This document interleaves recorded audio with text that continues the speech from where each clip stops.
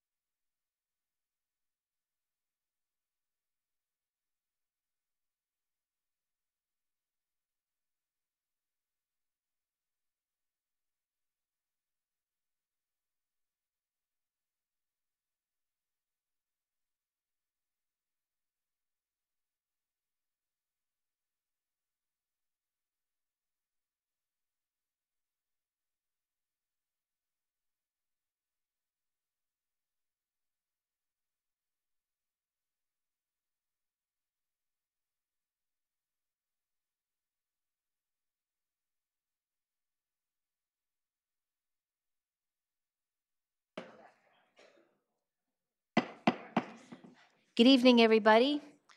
We'd like to call this meeting to order. And as a first order of business, we will have the call to order. So we will have the Pledge of Allegiance and Statement of Values. I pledge allegiance to the flag of the United States of America and to the republic for which it stands, one nation, under God, indivisible, with liberty and justice for all. As we gather, we humbly seek blessings upon this meeting. May we act with strength, courage, and the will to perform our obligations and duties to our people with justice to all. Let us seek wisdom so that we may act in the best interest of our people, our neighbors, and our country. All this we ask so that we may serve our community with fairness and respect, putting their needs before all. Thank you very much. Be seated. City Clerk, roll call. Councilmember Mahan. Here. O'Neill. Here. Davis. Here. Watanabe. Here. Colstat. Here. And Mayor Gilmore. Mayor Gilmore is absent this evening, as you can tell, but she will not be attending the meeting because she is with her daughter for her college orientation, and she is not asking to be for an excused absence this evening, since her absence is not for personal reasons. And Vice Mayor, if I may please make the AB 23 announcement that members of the Santa Clara Stadium Authority, Sports and Open Space Authority, and Housing Authority are entitled to receive $30 for each attended meeting. And the statement of behavioral standards. The City of Santa Clara has adopted a code of ethics and values and behavioral standards for public meetings to promote and maintain the highest levels of conduct. This includes mutual respect, robust discussion, and allowing city business to be done in an efficient and consistent manner. Please note that as the presiding officer, the mayor's direction in matters of process and decorum should be followed, and that use of the gavel indicates all conversations must conclude and everyone in attendance should come to order and attention. Welcome, and thank you for your participation. Thank you, City Clerk. City Attorney, do we have any reports of action taken in closed session? We took no reportable action in closed session. Okay, thank you, City Attorney. Moving on to continuances and exceptions. We have two items that were regarding public hearings. I understand the first procedure is to open public hearing. City Attorney? On this particular continuance, I don't think you're opening the public hearing. I think you're just simply continuing the matter to some future date, which we're not setting right now. There'll be an additional continuance where you will want to open the public hearing and then continue it. Okay. Thank you. For the two matters, one of them does have a date specific and the other one does not. So, Vice Mayor, just to clarify, the item that is before you, which is this continuance regarding the public hearing on the multimodal improvement plan, will be renoticed, and everyone will be noticed for the date once it's set by the department. And so for this one, it'll be duly noticed before it comes back to the council. Okay. So we need to take a motion to approve this continuance. So I have a motion to continue on item 18927. Motion to continue. Second.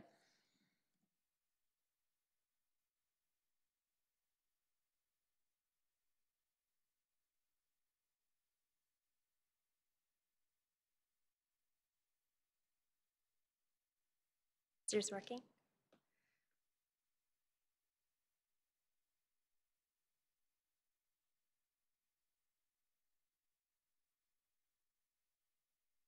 Councilmember Colstat, if you want to just do a verbal vote while we clarify. Okay.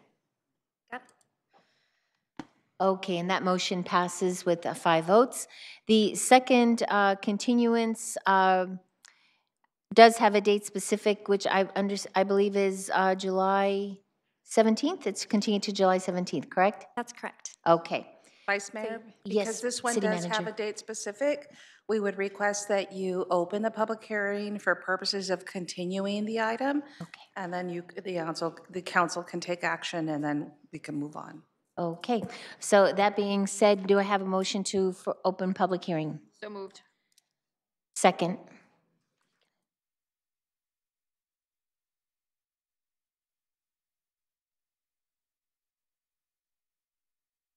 sorry, Vice Mayor, I missed who made the motion. Davis. Abby.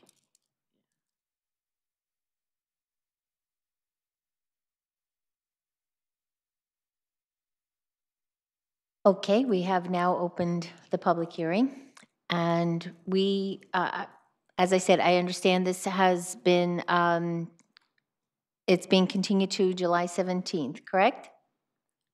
Correct. Okay, do we have any further discussion? I think you actually need to continue it now to July 17th. Okay, I move that we continue this item to July 17th. Second.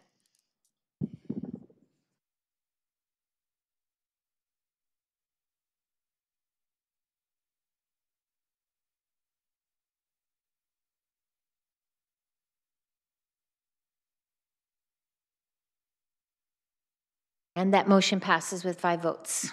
Thank you. Now, do we have to make a motion to close the public hearing? Okay, continue on. Great. Okay, so now we have a special order of business, and that is the presentation of the 2018 City of Santa Clara Silicon Valley Power Scholarships. We're happy to present scholarship awards to students who have a goal of entering a field related to energy services, public power, and/or the power industry. All of these students demonstrated an interest in pursuing a degree or professional development in a field related to energy services, public power, and/or the power industry, and also provided impressive portfolios of academic accomplishment and glowing support by their schools and community services. Applicants are evaluated by volunteer members of our local academic and business community, including this year's recipients being recognized tonight. A total of $207,000 has been awarded in scholarship grant funds. At this time, I'd like to invite John Rockema, Chief Electric Utility Officer, to provide a few acknowledgments and to recognize the awardees individually. So welcome, Mr. Rockema. Thank you, Vice Mayor.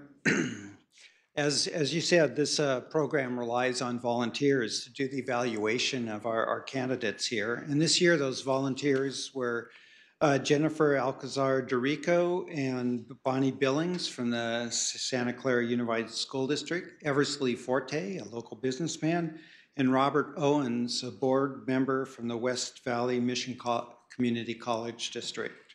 So I'd like to thank our evaluators for their hard work here. And we've relied on independent evaluators, and we've been doing this for 13 years and have actually awarded 45 recipients over the years here. I'd also like to acknowledge Vula Margelos Brown here, who's actually been administering this program for Silicon Valley Power for the entire time since its inception 13 years ago. So now it's my pleasure to recognize 3 outstanding student applicants this year who were chosen by the evaluation committee. They'll each receive a $5,000 scholarship to be applied to educational institutions of their choice. All of the recipients recognized will have demonstrated an interest in pursuing a degree or education in the field related to energy services, public power, or the public power industry. So as I call their names, please come forward and to receive your award. So the first one would be Ishmael Laymoun, who is attending Mission College. And he's in the process of applying to UC Berkeley to pursue a degree in electrical engineering. He anticipates that the degree in electrical engineering will assist his understanding, helping him to find new and innovative methods to increase energy efficiency while maintaining low costs. His interests are in science and applying this knowledge to real-world applications.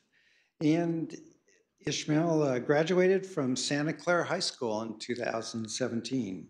And it's his dream to study at Cal, so this scholarship will help him achieve those dreams. So congratulations. Thank you so much.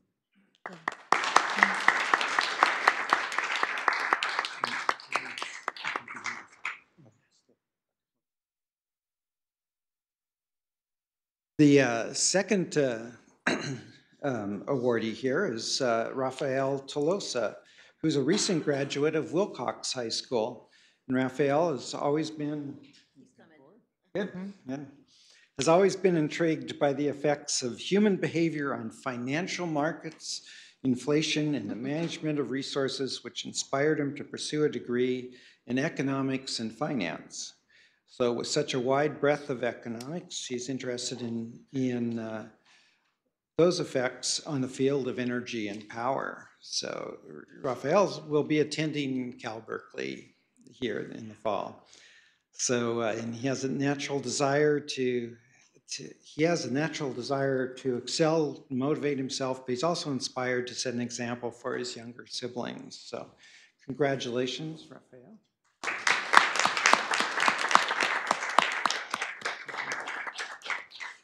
And then our third recipient, James Wang, actually couldn't be here tonight because he's actually overseas doing volunteer work, connecting and providing solar electricity to a rural community. And when he gets back, he'll actually start with SVP as an intern on a project funded by the APPA's DEED program. Excellent. James is attending Santa Clara University and is beginning his senior year in the fall in a double major in electrical engineering and environmental science. So if we could get a picture, that would be great. That would be great.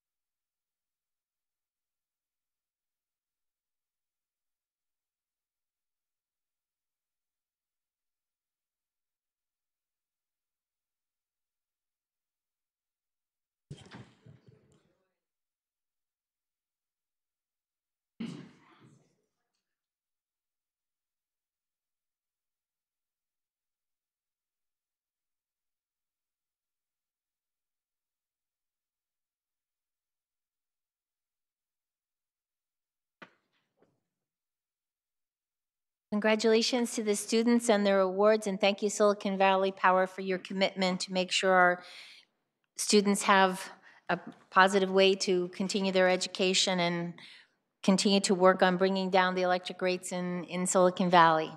So we look forward to seeing who gets the awards next year. And Vice Mayor, if I may, I'd just like to announce that at 4 o'clock today, the council did conduct interviews for our Cultural Commission, and there were 4 applicants that were interviewed. And so if you'd like to entertain a motion to make an appointment for the term ending June 30th, 2021, now would be the time to do that. Thank you very much, City Clerk. I believe Councilmember Mahan, you wanted to make that motion? Thank you. We did have excellent candidates.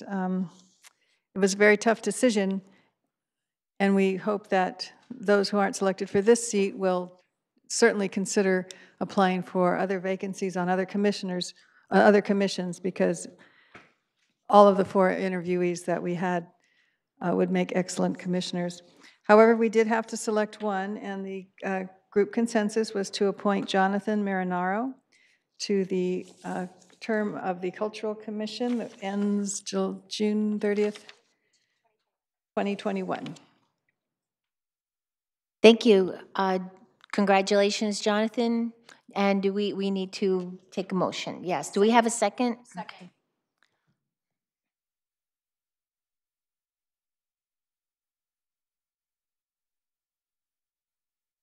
And that passes with 5 votes. Congratulations, Jonathan. We look forward to hearing good things from the Cultural Commission once you start working with them. So, good job.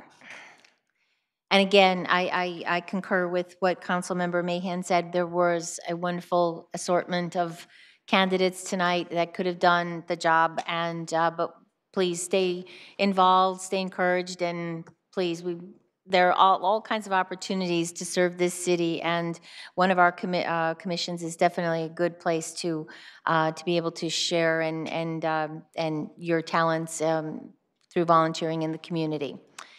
Okay, moving on to the consent calendar. Do we have any items that anybody would like to pull or consider pulling? Okay, anybody from the public that would like to pull any items from the consent calendar? Okay, none being seen. Do I have a motion to approve the consent calendar? So move. Second.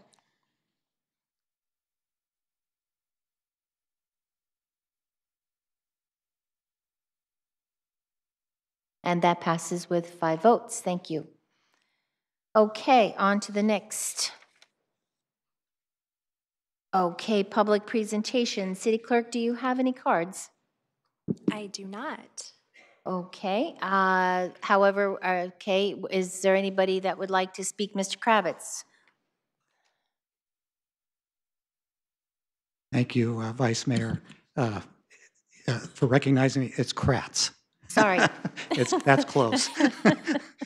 I'm here tonight to request that the City Council reconsider their decision approving the 1075 Pomeroy Avenue project.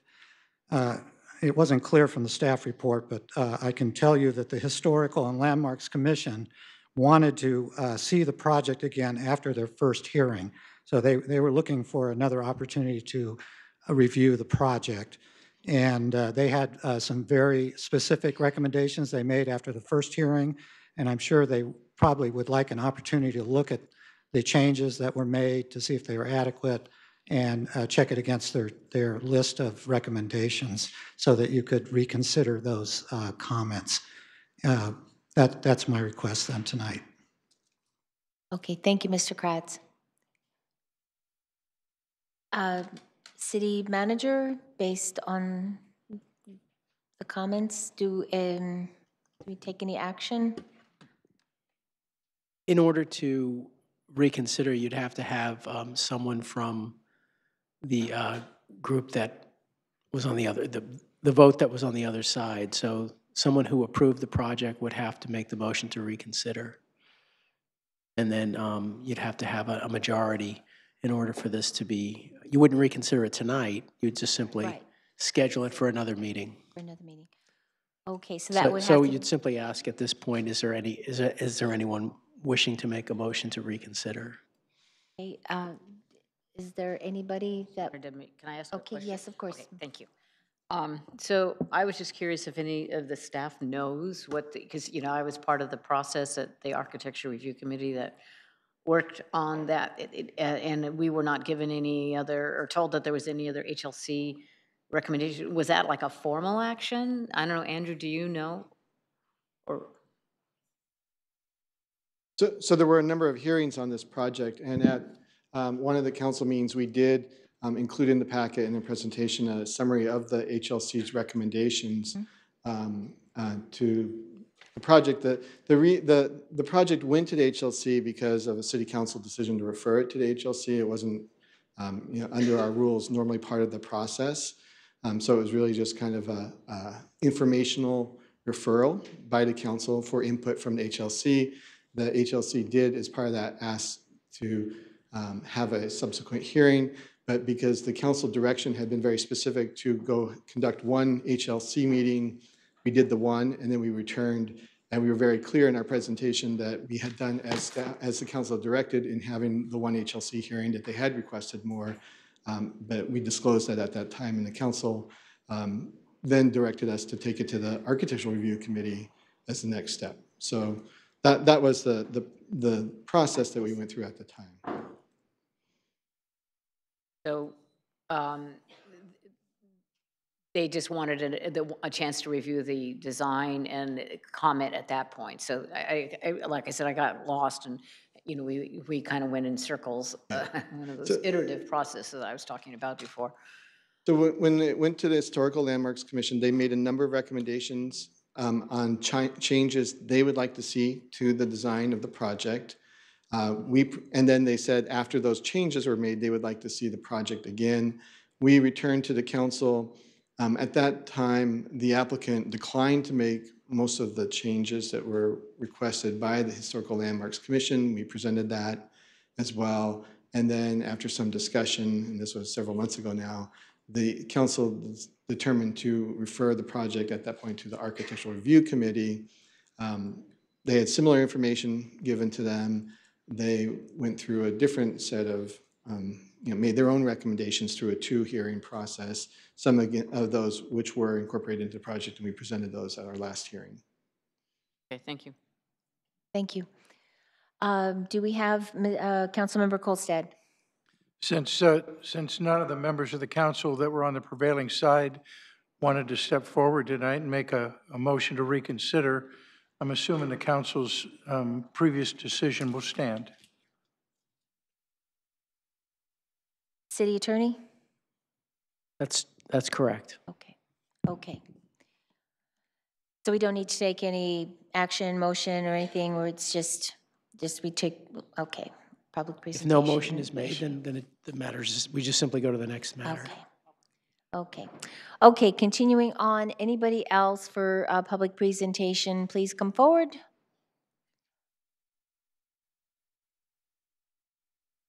Good evening. Good evening. My name is Brian Didier, property manager at 1700 Civic Center Drive. Sorry, I'm not sure if this is this is my first time to a council meeting. There are a number of our homeowners and residents here. We're concerned about the project at 1900 Warburton. Is this the time for that? No, sir. No, that is number 5 under the public hearing. Okay, so sorry. No, no worries, no worries. Doesn't hurt to ask. Yes. So, okay, thank you very much. No other public presentations. We will move on to the public hearing and general business. And the first item that we have is an action on a written petition submitted by Korean American Chamber of Commerce of Silicon Valley, request to be placed on a future agenda to discuss Korea Day. Do we have anybody that would like to speak to that item?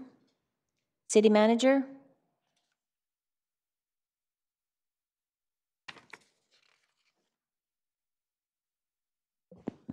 This is a request for financial, this is item 3, correct? Yes. This is a request for a financial contribution for the Korean American Chamber of Commerce. I'm working by memory here, but I believe that the amount that is being requested has not yet been determined. But if the council would like for us to bring back information, we could, I'm looking for Ruth, if Ruth is here. We can certainly bring that back for the July 17th City Council report and work through more of the details. And if the council desires to provide sponsorship. He's here, okay. If the council decides to provide sponsorship of the matter, we would bring the item back for your consideration next week. Okay. I can tell you that we have had some internal conversations with staff, and so there has been a lot of sharing of information, and we would be prepared to bring back information on July 17th. Okay, thank you. A comment from the public? Please come forward. Thank you very much. And where I was sitting outside, I thought it's going to be midnight, but came up very quick. Thank you. I'm not really familiar with the city politics, and help me here. The agenda stated that there's no recommendation. It's going to be for future discussion, et cetera, et cetera. I'm not too sure what that means, but I am, of course, here to have some action by City Council to get this fair plan going strong. And I can go on and talk more and more, but of course I will shut up and press comment. You only have 2 minutes. Yeah, okay. Where am I, Deanna, do you know where am I stand here? I can make a motion. In the... So yes. Mr. Kim came in March for a financial contribution, and at the time the council took no action. And part of what has been an issue as staff has been talking with Mr. Kim is to better understand the magnitude of the event, and what level of assistance that Mr. Kim would need from the city. We've not been able to determine that, even though there has been some discussions for the past couple months. And so he is requesting a level of financial support as well as potentially some staff resources. And so we would want to put that into writing and quantify that so that the council could consider whether it wants to reprioritize staff for the purpose of this request. We could do that on July 17th, as this is a written petition before the council's break. But there are some unknowns that we would have to identify in the report, Okay. as well as other competing priorities. Okay, thank you, City Manager. Councilmember Davis. So I can make a motion to agendize this for further information? Right, and we'll include much of the information that I just presented. Okay, so I'll make the motion. Mr. Kim, we'll put this on, we'll agendize this to get more information and find out. I thought Yes. I've done that. For the next but, week. We're just, yeah. I've been spending a lot of hours with city staffers so far, and I'm surprised to learn that I have a long ways to go more, but I'll be glad to do so. Okay. I'll second Yes. the motion. Thank you, Councilmember O'Neill. I have my light on. Thank you. Sorry. I have a speaking request. It's no longer a light on, but I have a comment or a question. You're free Okay. to speak. So do we have funds that would be available for something like this? And if we do it for this group, what is our obligation to other similar groups? And are they a nonprofit, or or will all that come forward on next meeting? We have two funds through the city's budget that were established. The first fund was the sponsorship fund at $100,000 that the council can draw down from, and will continue to show the balance as these requests come forward and the council makes decisions as whether to fund or not. The second fund is another $100,000 fund, which was established as part of the budget, and that's for unanticipated expenditures. If you recall, last week there was one item that came forward regarding the city's potential membership in a joint county airplane or airport noise roundtable, and so we'll be bringing that item forward on the 17th for the purpose of drawing down from that fund to participate in the roundtable. So those are the two funds available. This is a little bit different in nature in that the scope of the city's assistance and the level of resources isn't as well defined. Generally, other past actions that you've taken, there's been a permit fee that's very clearly defined that we waive or that we absorb or that we appropriate dollars from. In this case, it's a little bit less defined, and we'll need to get some work and be very transparent with the council what we're not able to determine. Okay, thank you. That's been part of the delay. Okay. So this will all come back then on July 17th? Yes. Thank you very much. Okay. And that motion passes with 5 votes. Thank you very much. Okay.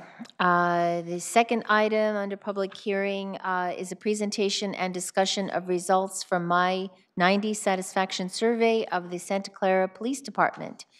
And it looks like Chief Sellers is coming up here to present.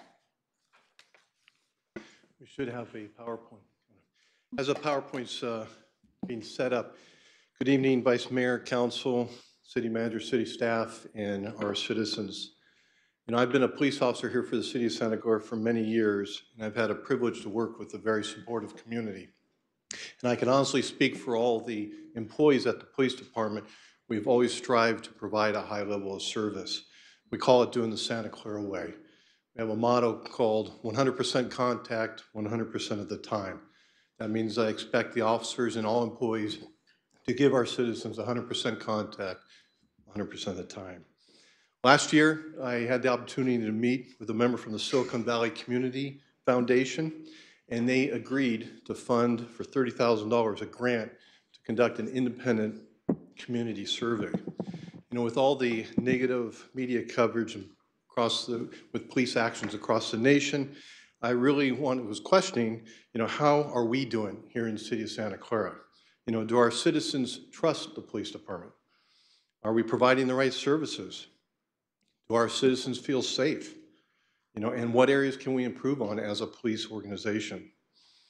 You know, we have an online survey that we've had for many years, but we've never had a independent survey specifically designed for the police services. This is the first time. So the Silicon Valley Community Foundation recommended that we partnered with My90 to do this one-year community survey. And on May 23rd, 2017, City Council approved accepting the $30,000 grant and hiring My90 to do the survey. So at this time, I would like to introduce Ben Holston, Vice President of My90, and Kona Shen, who's also here, the co-founder and CEO, to talk about the results of the survey. Welcome, Mr. Holston. I believe I saw you a couple of months ago. I did, thank you. Well, thank you so much for having us here tonight and to talk about this project. Just before I get started, I'll give you a little more background on My90. We're a company that works with police departments to improve community engagement by collecting feedback from the community. And that's very much what this project was about. As Chief Sellers mentioned, this project was funded by the Silicon Valley Community Foundation and then run by My90 in partnership with the Santa Clara Police Department. And there were three core elements of this project, three feedback initiatives. The first was a citywide survey that we conducted in September of 2017. This was a relatively straightforward survey, and I'll talk about the quantitative results from that survey in a moment. But then we did two additional initiatives to get in-depth, nuanced, qualitative feedback from the community to build on and underscore what we learned in the survey. And really our goal over the course of this project was to come to solutions, to get ideas from the community about how best to engage the community, how the Santa Clara Police Department is viewed in the community, and how that perception can improve, or if it's already great, how it can be sustained. And I'll talk first about the citywide survey, but I do really want to underscore that these initiatives all informed each other. And over the course of this presentation, we'll talk through how these initiatives led to some of the solutions that we'll present at the conclusion. So for the citywide survey, we had 284 respondents overall. The survey was available via text message and online. We conducted it, as I mentioned, in September 2017, and it was available in English, Spanish, and Vietnamese. We also weighted the results based on age, gender, and ethnicity. So just as a brief explanation, what that means is that if there was any demographic group that was underrepresented in the survey compared to their proportion of the overall Santa Clara population, we would weight their answers. So to give an example, Asian residents were underrepresented, as were people between the ages of 25 and 34. So an answer from one of those residents may have counted 3 times more after we had weighted the data. So I'll talk about our promotion methods. And what's important here is that this survey was primarily promoted through social media and online by both the Santa Clara Police Department and My90. It was promoted in citywide publications like Inside Santa Clara. It was handed out cards, officers handed out cards such as these to community members to encourage them to take the survey. Paper copies were distributed at the Senior Center, and we let people know about the survey at events such as the Art and Wine Festival. And what's important to note here is that the sample that we got, the respondents that we got from these methods are folks who were probably more likely to follow the Santa Clara Police Department on social media, and that had an influence potentially on the results that they gave. So it's important to consider the results were weighted based on demographic data, but that this was not the top rigorous methodology for a survey, which is why we really wanted to investigate the data that we got through these focus groups and other events and the community panel. So the first result here was that the ethnicity of the survey respondents, as you can see, was quite a bit more, or there was a higher proportion of them that were white compared to the actual city of Santa Clara. About 2/3 of survey respondents were white, whereas the city of Santa Clara is only about 1/3 white. So while we weighted the data, we thought that was a really important thing to note as we further engage the community. We thought it's important that we reach out to Asian residents, Hispanic residents, African American residents, since they were all underrepresented in the survey data. The gender split was more female than male, but this was a close enough split that we didn't think it was something we really needed to focus on through the rest of the project.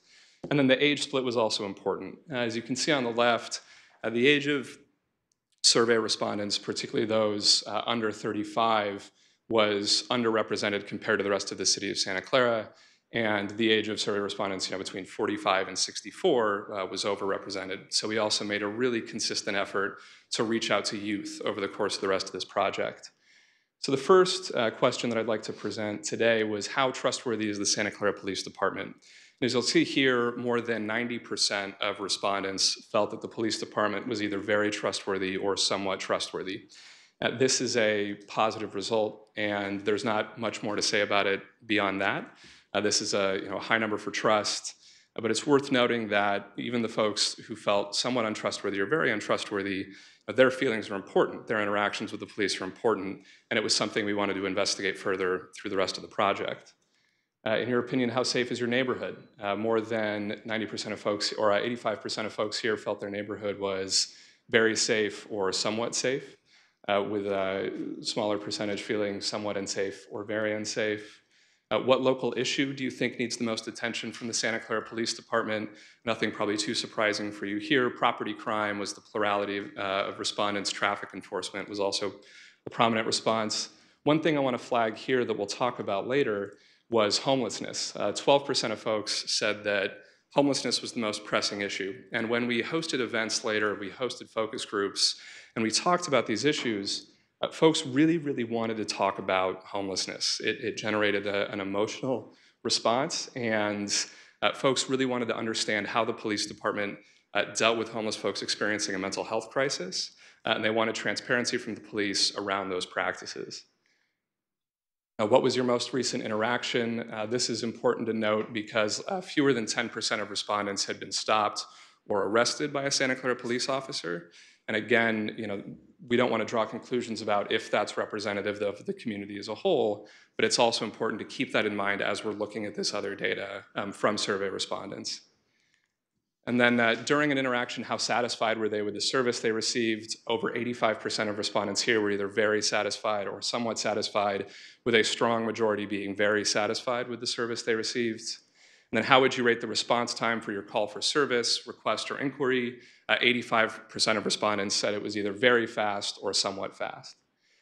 And so our takeaways here were respondents were extremely positive on trust, satisfaction, and response rate. When folks had an interaction with the police department, a very large majority felt positive about that interaction. But we thought it was important to note that we had disparities amongst the demographics of the survey respondents, and that as we continued this project, it was really important to dig into that, find the folks who weren't responding to the survey and weren't engaging, and learn from them, and try to see what their opinions and feedback were about the police. So we built a community panel. These were 20 leaders from the Santa Clara community, and we asked them to fill out online questionnaires, lengthy online questionnaires with nuanced feedback multiple times over the course of the past year. They filled out 6 questionnaires. It was a split 50-50 between men and women on the community panel. The median age was 55. But if you look at the ethnicity, while it's not perfectly representative of the city of Santa Clara, it was more representative than the survey data. So we felt that we got a broader range of perspectives. And the really important thing about this community panel is all of these organizations you see up here. Amongst the 20 panelists who participated, they represented a host of organizations that I won't take the time to walk through now, just point out that it fills 2 different slides, and we felt this was a really good perspective, a broad perspective from the community when we were asking them in-depth and nuanced questions about policing. So what we asked the community panelists about were reactions to the data we got from the Citywide Survey, high-level questions about policing, basically, how they formed their opinions about police, what they thought the role of the police should be in their community, controversial incidents in the news. Notably, our final community panel asked them about the shooting of Clerk by Sacramento PD, and we asked them about how they would want to see the Santa Clara Police Department respond to a controversial incident, then suggestions for the events that we held during the project, reactions to the feedback we got during those events, and then suggestions for future engagement by the Santa Clara Police Department. And our takeaways from the community panel were that, by and large, their opinions mirrored the opinions we saw in the Citywide Survey. So really, we asked them to react to the data we saw in that survey as a gut check. We wanted to say, does this sound right to you? And by and large, it did sound right to the community panel. So we weren't too concerned about the data that we had gotten there. It was just another piece of evidence that reinforced what we had seen. What we also noticed was that they really consistently emphasized throughout the course of the year humility, empathy, and transparency from the police department. Panelists who were extremely positive about the police throughout the year, panelists who had extremely negative opinions about the police. These themes came up amongst everybody. How important it is to be transparent with the public, to show humility when interacting in respect with the community. They suggested events for young people, as we mentioned, and small business owners, which I'll talk about in a bit. And they were mixed on the feedback that we had received during the events, particularly around neighborhood safety. I'll talk about that in a moment as well. And then they really suggested future direct and targeted outreach. One of the comments we got when we ran the citywide survey was someone who said the Santa Clara Police Department should have more community events, establish additional community programs for children, offer after-school events and programs that are low or no cost. And community panelists really agreed with that sentiment. It's about finding the segments of the community that the police department is maybe not as engaged with and figuring out creative methods to engage that segment of the community going forward. Now, as I mentioned, we asked the community panel to suggest segments of the community we could look at and ask really in-depth questions, have in-depth conversations with about policing. And based on the demographic data we had seen, as well as suggestions from the community panel, the first focus group we held was focused for young residents, particularly African American, Hispanic, Asian, Native American residents, folks who were underrepresented in the data we saw in the survey. Community panelists also recommended talking to small business owners. So we hosted a focus group for them as well. And then we hosted a third event that was a citizens policing workshop that was open to the public, where we invited anybody to attend to give feedback about the police.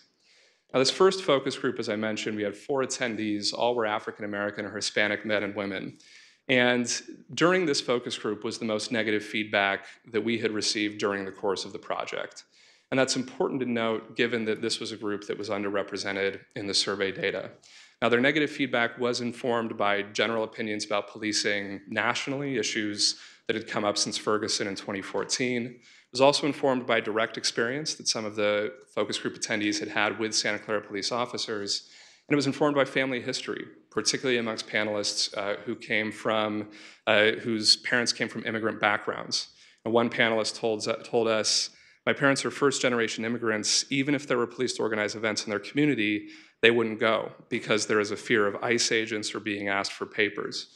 And whether or not that fear is justified, perception can often be reality. We thought it was really important that when we asked these folks what was causing them to feel this way about the police, or given that they had felt negatively what the police could do, we were struck by the fact that these panelists said that they were unlikely to attend police department events, even though there are dozens of events that are held every year. And that when they interacted with the police department, those interactions were frequently limited to patrol officers. Now, these panelists or these focus group members were people who, since they weren't going to go to events, they formed their opinions about the police either from what their community told them or from what they saw in the news.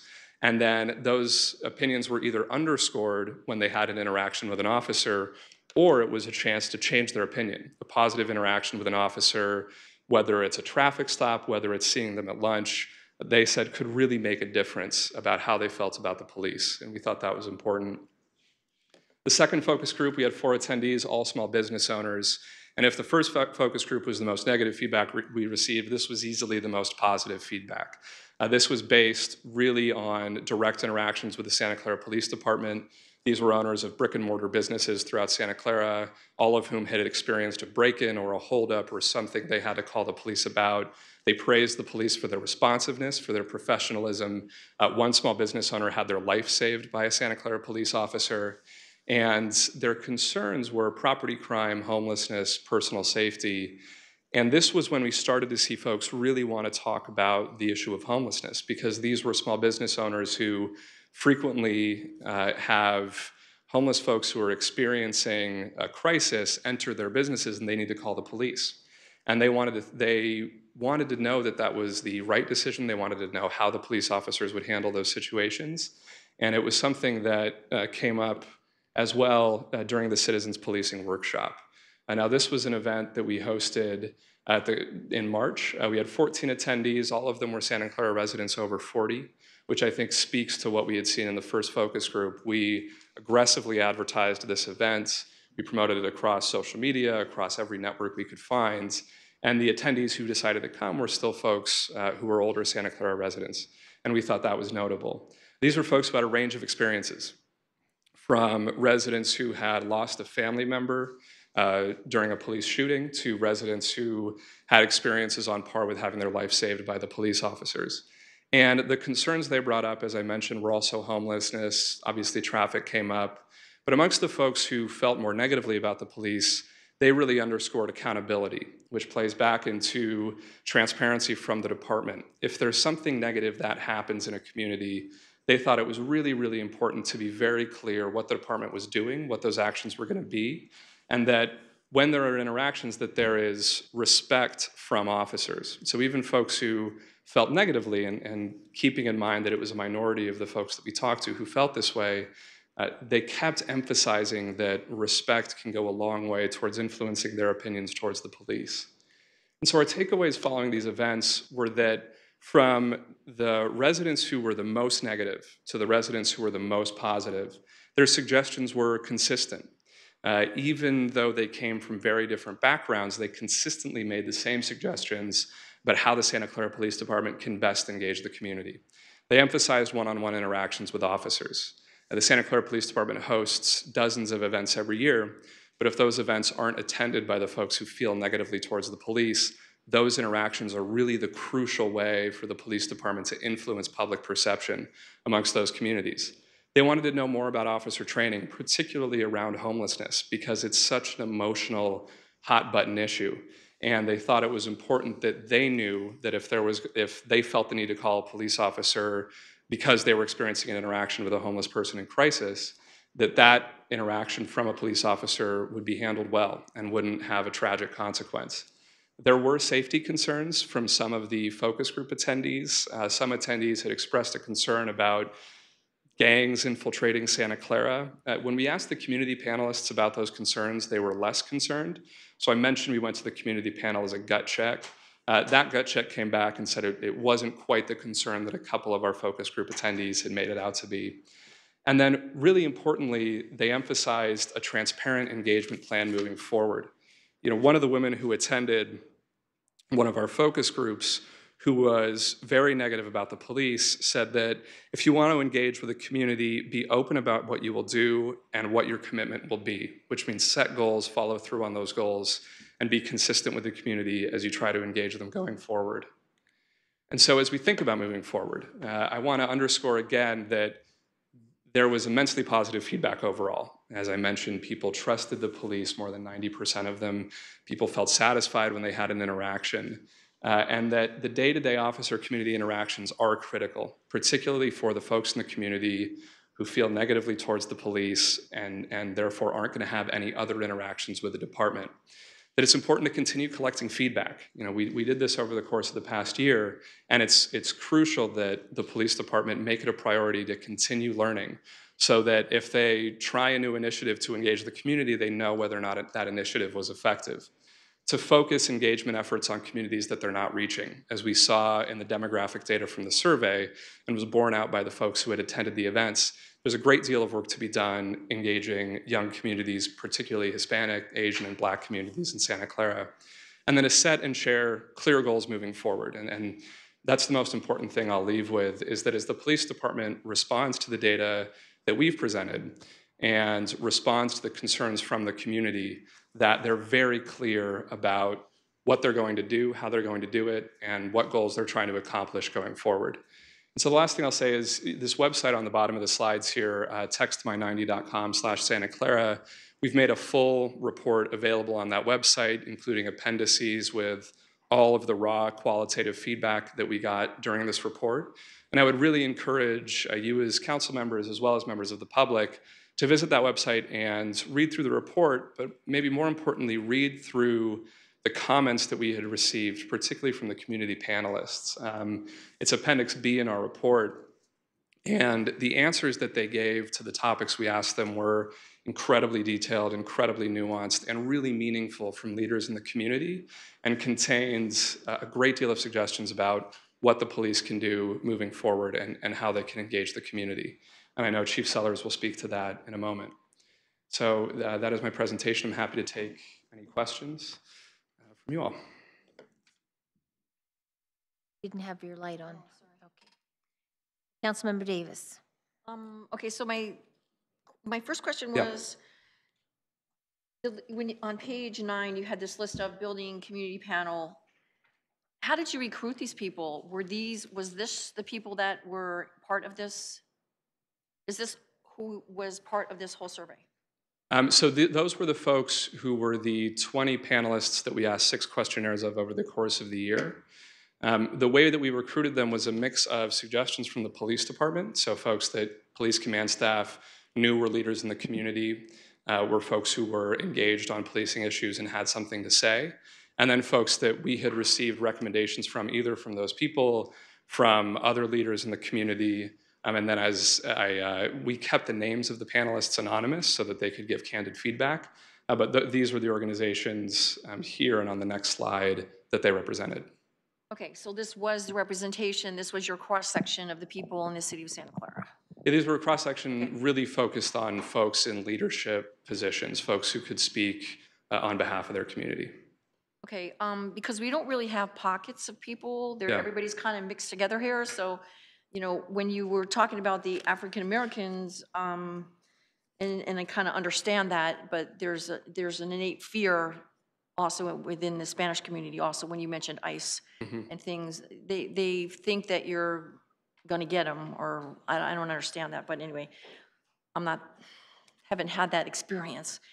But I think that looking at our police department, people here trust them for what they do and how they do it. I mean, I think our service is excellent.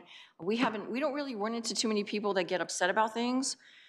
The only thing they do was, like you said, the traffic or the break-ins, something that they can't really control. And I think that we've addressed a couple of those issues. Either you go get a dog or you put this alarm system in, or, you know, because it can't be every place at every time. I think that going forward, I understand you have Chief is going to speak to how we're going to address keeping the community more engaged. We have officers that, you know, they live at different locations and things. So it makes it really hard for them to have that one-on-one impact with a lot of our residents, other than hopefully not seeing their lights in the rear of the car for sirens and stuff. But I think going forward, it might be difficult for the engagement part. I don't know how you're gonna get that done with these people that seem to be isolated in different areas. So I'm just curious as to how you're gonna do this. I like the idea of having the whole survey done, but I thought 284 people doesn't really kind of represent everybody that we have out there. There's different experiences that people do have in the small businesses, and then just the residents. And then we have a community of people that don't live here like all the time. We have that influx of tech workers that come in and might not know what goes on in our city. So I think that might be an important outreach for them, because that's where some of the break-ins and their cars are getting tapped for leaving laptops on their front seats and things of that nature. So I don't think they understand the impact that we face. We're just different. We're just not the cut-of-the-mill kind of a city. We have this influx of people. We have a huge diversity population. And I did notice that you didn't have Chinese on here. You did Vietnamese, Spanish. So I was really curious, because I know we have a huge Chinese population too. So I was wondering if you could kind of add that to your next focus groups, because I think they're very interested in what goes on in the city of Santa Clara. And it seems like, and we do have a River of Life Church. I saw you have that up there. Yeah. That's a huge Chinese community. Yep. So, okay. Yep. All right, those were just my comments. Thanks. Great. Thank you. Councilmember O'Neill. Thank you. So it was a very interesting report. So a couple of my questions. So is your role done now, and is it kind of handing over to the chief and all his staff to kind of figure out next steps, or is there some other piece that you're going to play in this? Yeah, so we will stay engaged with the police department. The next step that we're taking is during department-wide training sessions later this month. Our CEO, Kona, will be presenting these results to the officers along with the suggestions from the community. And then the chief and the department will be increasing engagement efforts that, again, he'll talk about in a moment. So we will stay engaged along with the police department, engaging in new efforts. Okay, so my other question, main question really is, so looking at when I was going through the results and saw kind of the spread of the age and then particularly the ethnicity, is that typical that the people who would respond would skew to the older side and also to the Caucasian side in most of the surveys, you know, saying like perhaps they have more time if they're older, maybe retired, or that they feel more comfortable in expressing their opinion? So what's your take? Is, like I said, is this abnormal or was this what you would have expected? I wouldn't say it's abnormal. I don't want to speculate too much about why folks responded to the survey just because we didn't ask that question, so we don't have data on it. If there's any speculation, it's more to just think about the methodology of how we did outreach, and that a good portion of our outreach came from the Santa Clara Police Department's social media channels. So it's maybe something to think about in terms of who is following them on social media, who's comfortable engaging with the police department, who's comfortable taking a survey. And again, I don't want to speculate too much, but that was what we noticed and really why we wanted to focus one of the focus groups on the people we didn't hear from in the survey. I think that was a really great thing to do, you know, to kind of balance it out a little bit. Thank you. Thank you. Councilmember Kolstad. Thank you, Vice Mayor. I'm sure that it comes as no surprise to this city council that the department was so favorably represented in this study. I think the majority of the people sitting up here are all either related to or had a career in law enforcement, so it's pretty much to be expected. Santa Clara Police Department has always, well, I can only speak to 50 years that I was associated with them, always had a spotless reputation in the community.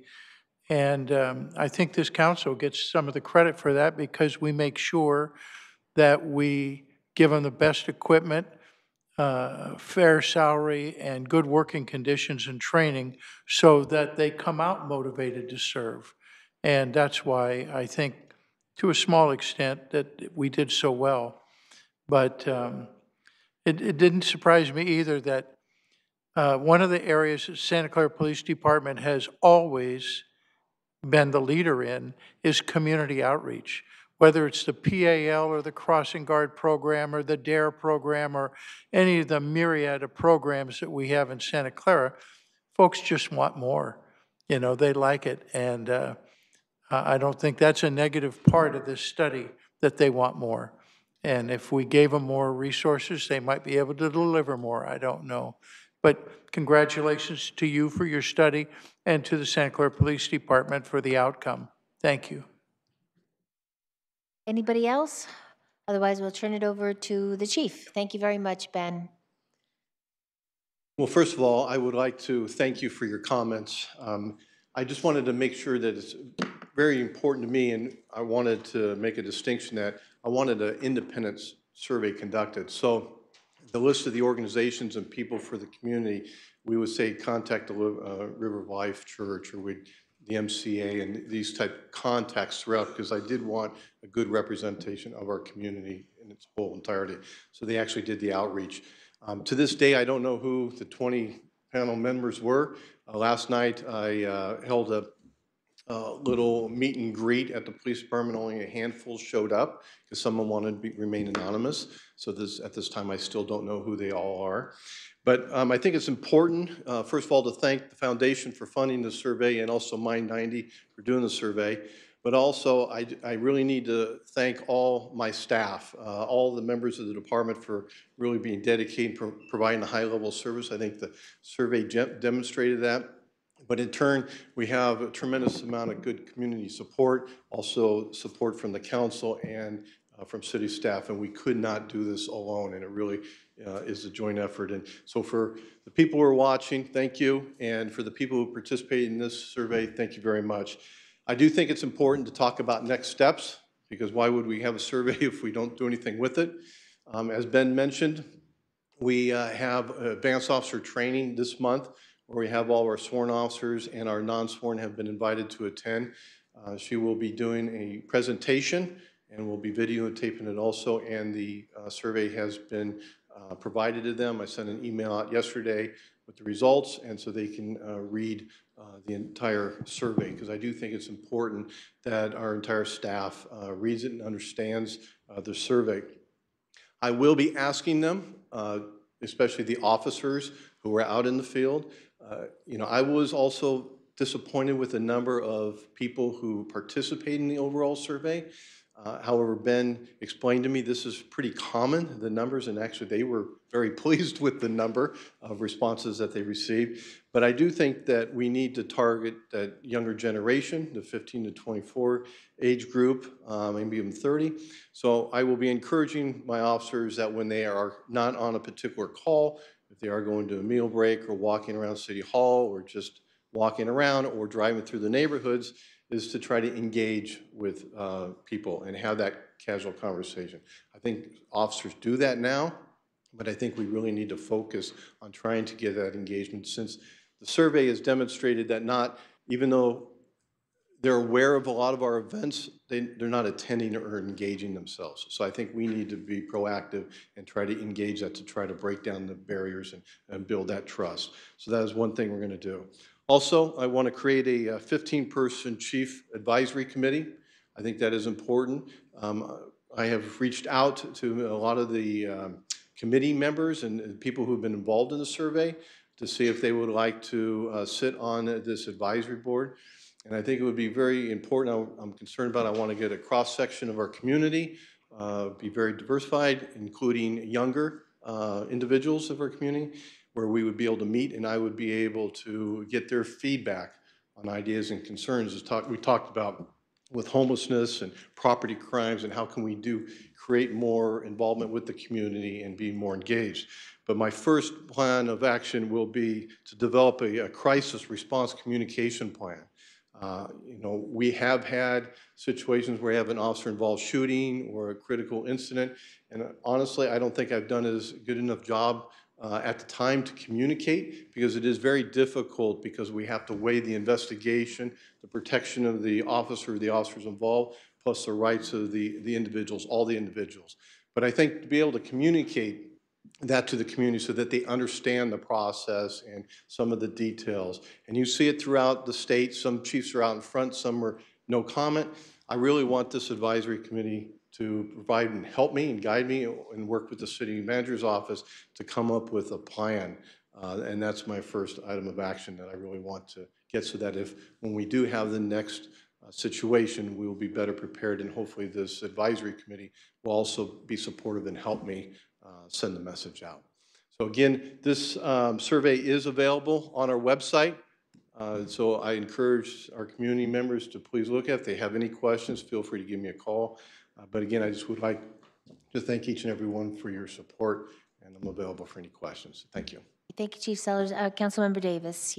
When you brought up the engagement with the youth, what about, we have that youth commission here in the city. What about some of those students, or is there an age limitation? Do we have to get permission from their parents, or, I mean, is that going to factor into that?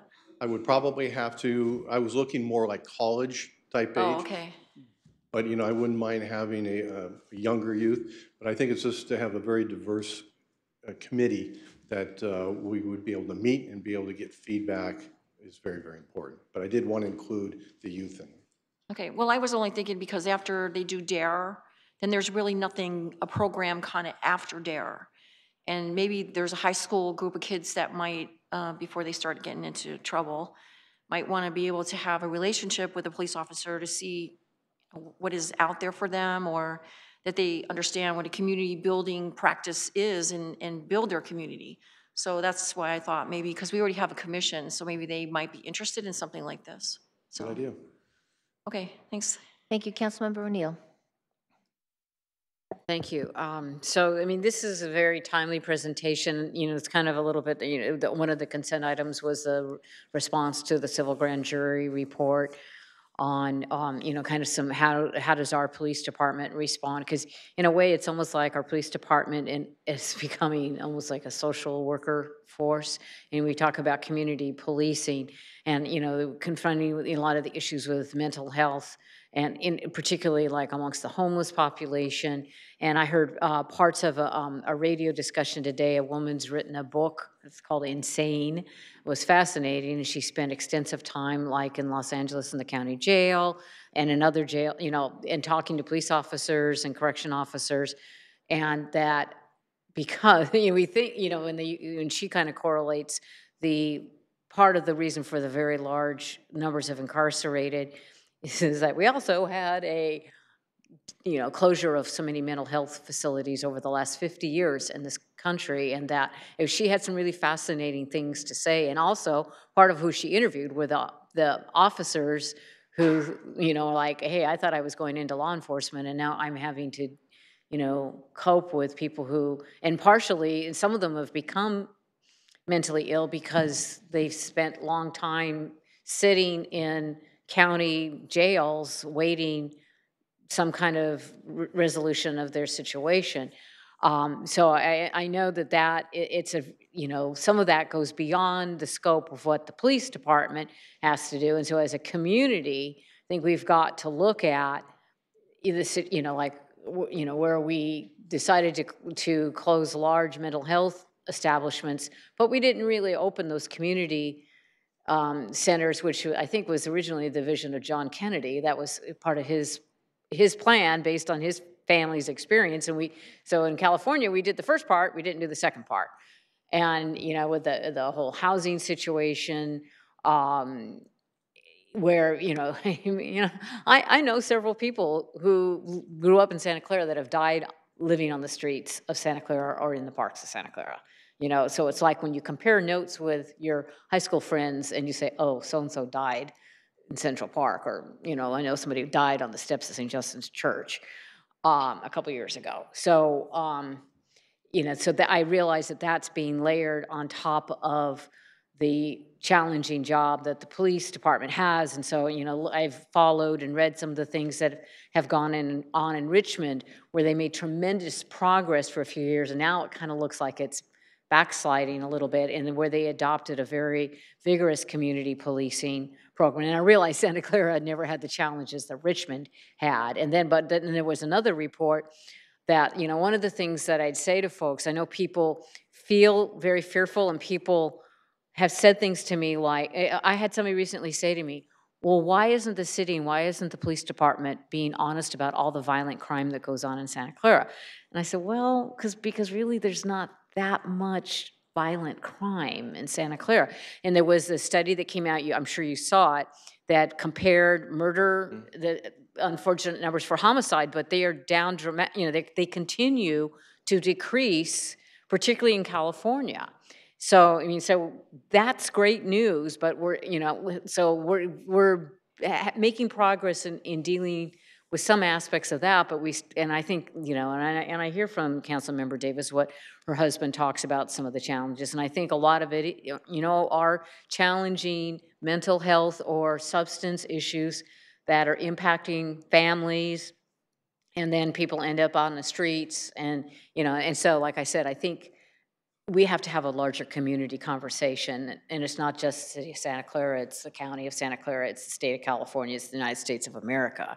When, you know, it's like we're back to, this weekend I saw the movie It Happened One Night, which is from 1934, and I was pointing out to my friend, I said, hey, did you see where they included shots of, it was Frank Capra's way to show the people that were riding on top of trains that were going by, and people here in the, you know, the destitute situations that were going on during the Depression when that movie was made. And, you know, in some way, you know, we've got that disparity. And so I don't, you know, I think it's somewhat unfair, but I don't know if it's unavoidable that the police department, and to some degree also the fire department, now, like I said, they've become our social workers and our mental health establishment.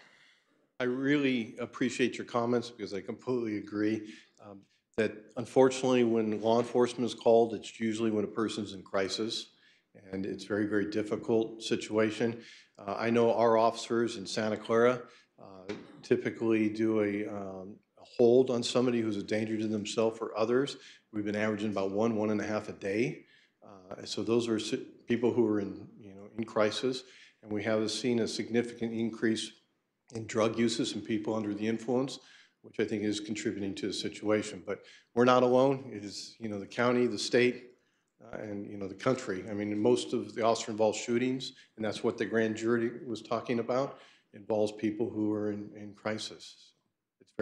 It's a tough situation, and it's something that the county chiefs are addressing. I know that the county mental health is creating a mobile crisis team where they would have a clinician and an officer assigned, where there'd be a mobile unit to respond to calls. But as Councilmember Kolstad would know, that when you have these type of calls, you need them now to try to diffuse a situation, and that's the reason why we train our officers as best we can to try to diffuse a situation.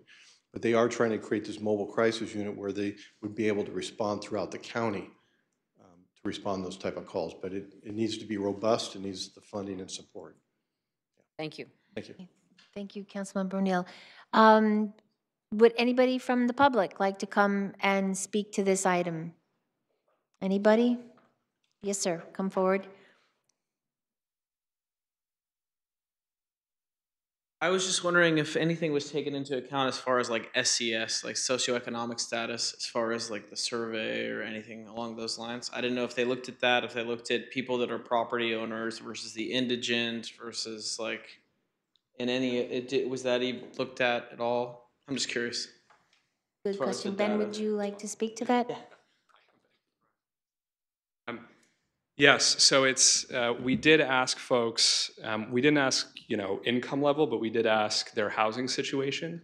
And while we didn't include that in here because it wasn't one of the factors that we weighted results in, we do include that in the full report.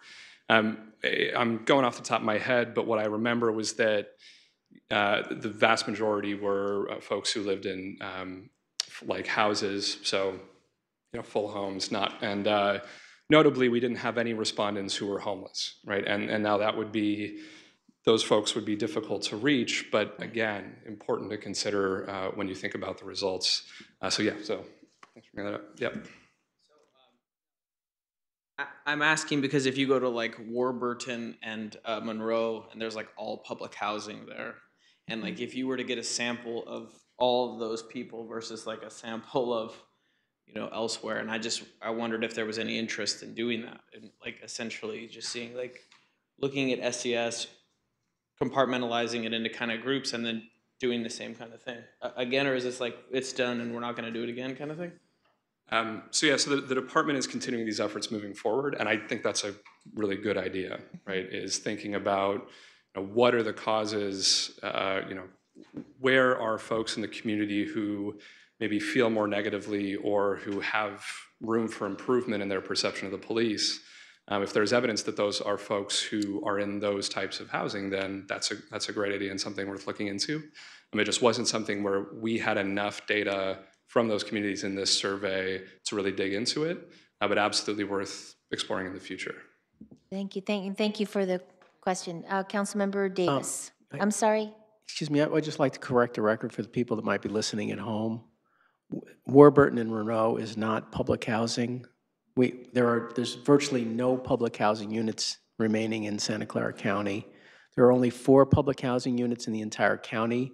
They happen to be in Santa Clara, but that's one quad unit in one part of the city. So there's exactly 4 public housing units in the city of Santa Clara, and none of them are and there's no public housing buildings at Monroe and Warburton. My mistake. I did not know if it was public housing or not. I just mean if you go like down there, you'll see that it's like a lot like less. I don't think there's people making like I might be, maybe books aren't moved. I don't think there's like people making $500,000 a year down there. I don't know. Maybe, and it's a large Hispanic community, which looked like to me it was very underrepresented in this survey. But it was very small sample sizes to begin with. So we're talking a sample size of 20. Which is 20 people, that could be this room. So we sampled this room. So I'm just saying like a larger sample size, larger population. I mean, I don't think 20 people serves to represent the city of Santa Clara.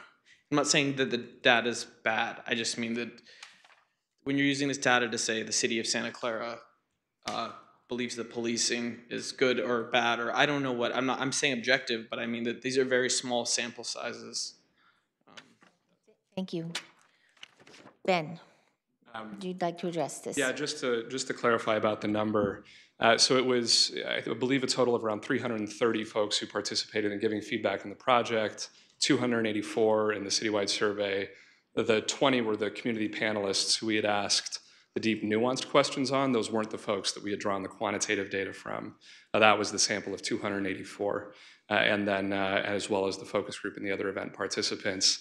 But the point is good, right, is that when there are folks that you don't see participating, find ways to engage those folks. We absolutely agree with that. Yeah. Exactly. Okay, thank you, Ben. There's another okay, young lady, come forward. Hi. Thank you. My name is Linda Nepper, and I want to say it's a good result for the number of people that you surveyed, because it's like 10% is considered good for any kind of survey. So it takes a lot of calling and a lot of reaching out. The other thing is that in other places, when ICE comes in, they come in and they have police on their uniform. So many people who are afraid, they stay away from police because that is what ICE has on their uniform. Thank you. And the gentleman in the back?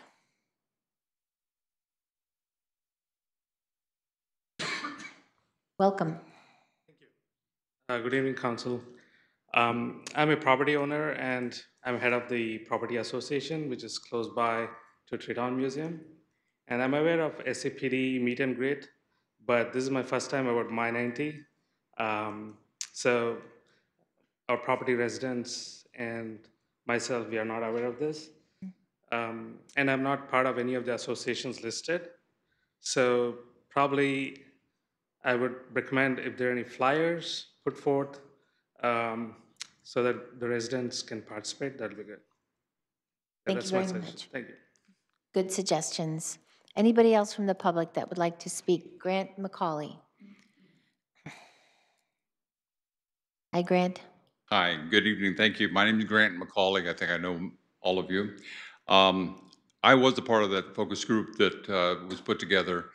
And last night when this was all presented to me, along with others, I had the exact same concerns that Councilmember Debbie Davis had, was the low number and the high number of Caucasians that participated. And so once Ben had presented to me on how things were done, how they had factored each one of the minorities, and they had also factored in on the Caucasians to bring the numbers more in line. And then he also pointed out to me that when they do national surveys for the popularity of the president or anything like that, that they're only surveying 500 to 1,200 people to get the numbers that they're reporting on the news. So 284 or 330 out of the city of Santa Clara is a good representation. Yes, it should have been higher. I wish more people had participated.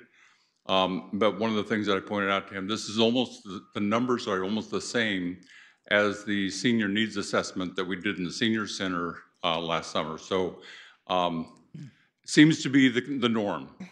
But one of the things that I do want to say is that I was very honored to be a part of that group. One of the things that 39 years ago when Gail and I bought our house, one of the things that we insisted on is that it be in the city of Santa Clara. And the police and the fire department were at the top of the list on why we did that. So I'm a proud citizen of the city. I'm proud of what they do. And I want to thank them publicly. The one thing that I did tell Mike Sellers is from personal experience. I was involved with a survey about 20 years ago. At the end of it, nothing was done. And I told him if nothing is done after this survey, it'll lose the integrity. The next time they want to do a survey, instead of getting 284, they'll get 28. So I said, if there are any action items that do come out of this survey, they have to take those action items and do something about it. So I would hope that the council will support the police department 100% with any action items that Chief Sellers comes up with. Thank you. Thank you, Grant. Anybody else? Councilmember Davis. Wow. Well, now you're not anonymous anymore because we know who you are. I would like to make a motion to note and file the My 90 satisfaction survey and to direct the city manager to provide periodic updates and implementation of the community engagement plan that Chief has got going for us here. So if we can have that on a, it doesn't say do quarterly basis. I mean, what's a good number, Mike? I mean, yearly or? I'd recommend yearly, but I'll defer to the chief. Can make it an annual report. Make it annual, make it an annual update. Okay, that's my motion. Okay, thank you. Before we move on the motion, I just have a couple of comments too. First of all, thank you for the full report. I really appreciate hearing the full report. I just heard a portion of it. And for anybody out there, I know the program is already filled, but I was at the Citizens Police Academy when Ben made this presentation, and I looked forward to hearing the full report. But the Citizens Police Academy is a wonderful program to be able to find out how the police department operates and the hard work that they do and how dedicated and all the various departments that really make up our city and protect our city. It's really a wonderful program. I highly recommend it and really find out all the nuances of Santa Clara so you know exactly what's going on here. But a couple of suggestions myself. We've got National Night Out coming up within the next month, and I think that that would be a wonderful opportunity as you continue to engage and look for opportunities to work with the community. It's a wonderful way to outreach. Last year, I believe there were close to 60 neighborhoods that had community events. Great way to target people, reach out. People are open, and I know the police department, fire department, council here, you participate in the event as well, and it's just a great way for just come have face-to-face with the residents. The gentleman that talked about the HOA, actually I was thinking the same exact thing. I think HOAs are a wonderful way to reach out to all over the city. It's an opportunity to reach out all over the city. And flyers as well. I was thinking, I know there's certain neighborhoods like around Warburton, near the Warburton Pool, for instance, I'm thinking about, because I know we were out there with Pal at Christmas time. And there are residents there that are clearly underprivileged and probably don't have the opportunity to access computers. And so I'm thinking like maybe even the community police going out, door to door, just passing out flyers as a way to engage and reach, that population that may not otherwise participate. Funnily enough, I was out canvassing for a candidate there about a month ago or two, and as I talked to one of the residents, she said to me, I wish that when the police drove down the street that they would just stop, wave, get out of their car, engage with the neighbors. She says they used to do that a long time ago, and this woman has probably lived in this neighborhood. It's up around Fairway Glen in North Santa Clara. She's lived out there for probably 50 years with her husband, and her kids are grown now, but she's lived in the same house. And she said the police used to come around here and engage with the residents, but they don't do it anymore. And, I tried to explain, we're a little short on police, but at the same time, too, I thought it was a very pertinent comment, and hearing what you talked about tonight and how other residents have expressed that. Yeah, they really do. They want to have that one-on-one contact, and I think it's just another opportunity to be able to hear from the folks and gain that trust so that they will come to events. And as a final suggestion, when you do continue to outreach, you got to come out to the north side.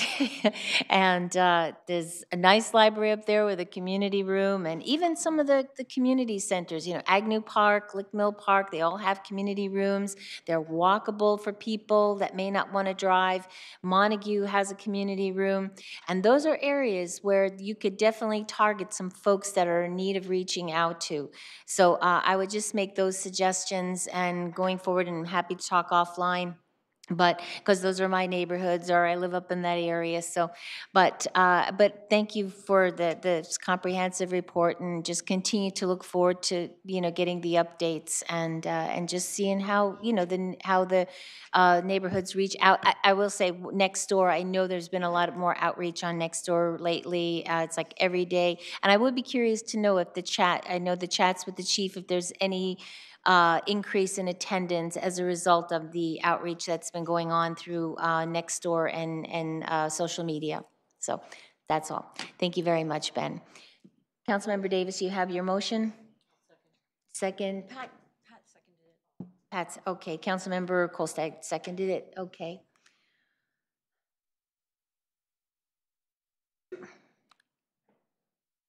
And that motion passes with 5 votes. Thank you very much. And again, we look forward to the updates, and thank you for coming and presenting, Ben. Appreciate it. Okay, the next public hearing item is the action on residential townhouse project at 1900 Warburton Avenue. And Director Crabtree, you are here to speak to us about this? Yes, thank you. Andrew Crabtree, Director of Community Development, and should have a presentation coming up here.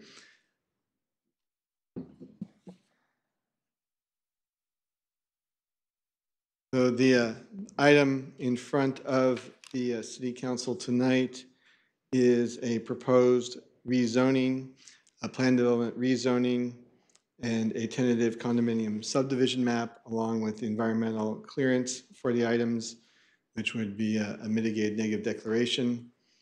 Collectively, these entitlements would allow for the development of a 12-unit residential townhouse project. I believe this is the applicant's. So.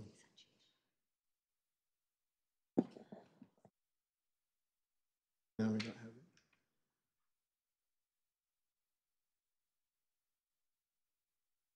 Second one is the applicant's. I don't see.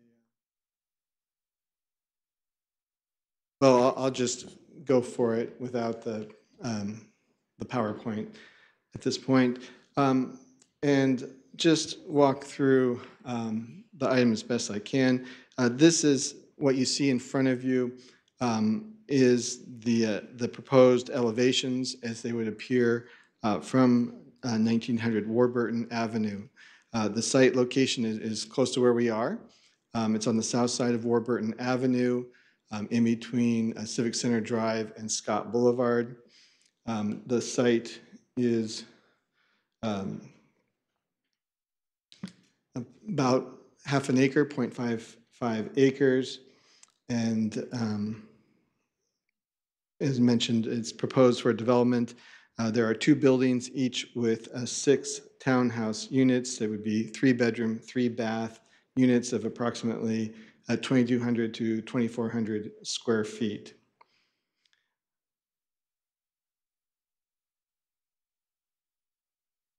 The project has gone through our standard community engagement process.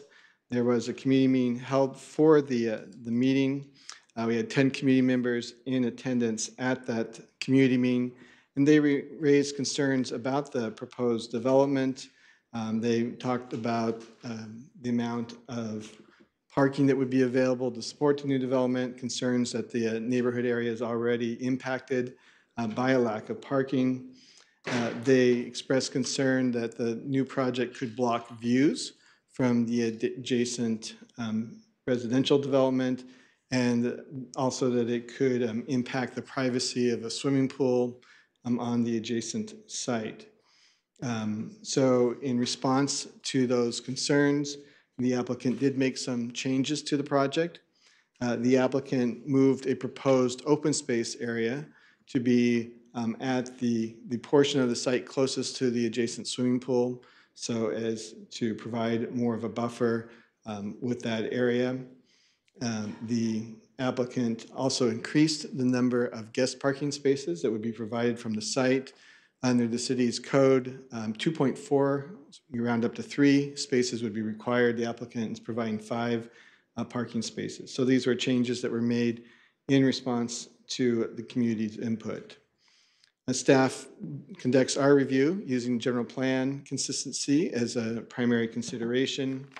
The general plan designation for this site supports residential density at development of 20 to 36 dwelling units per acre.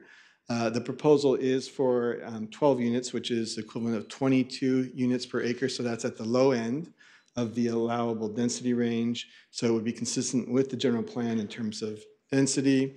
There have been efforts made through the design of the project to address community concerns and so forth. So for those reasons, we found it to be consistent with the general plan as described in the staff report.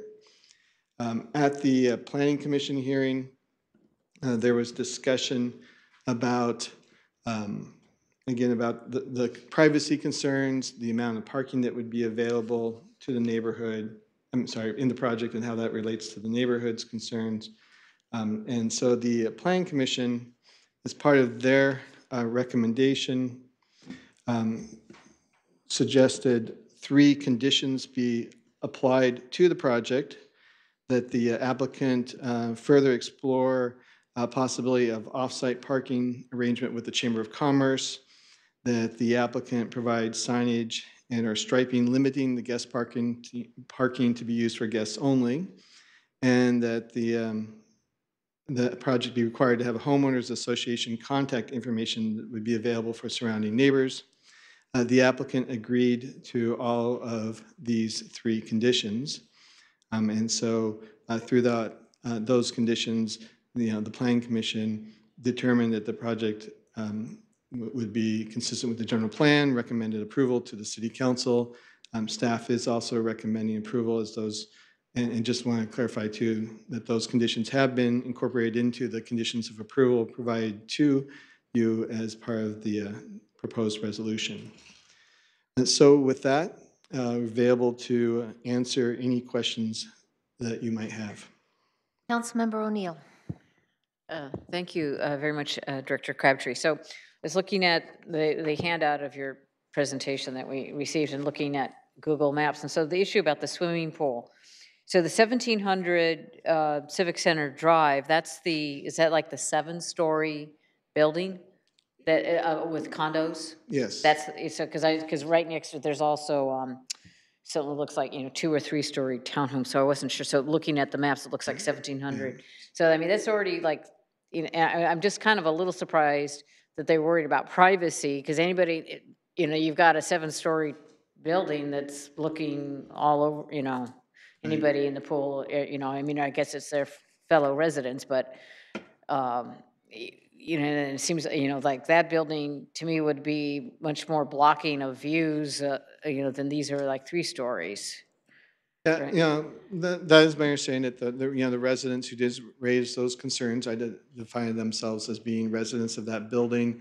And what's there today is a 1-story commercial structure where the florist is located, and so it would be a change from that condition. So I think people may be used to the existing condition, but then when there's change, that can raise concerns. Right. So, and you mentioned the florist. I'm just curious: is Fuji's plan? Are they shutting down operations altogether? Or are they not going to? Yeah, that's my understanding that they're. That's too bad. They have beautiful flowers. Yeah. Okay, so those are all my questions for right now. Thank you. Okay, thank you, Councilmember O'Neill. Anybody else? I don't have any other speakers.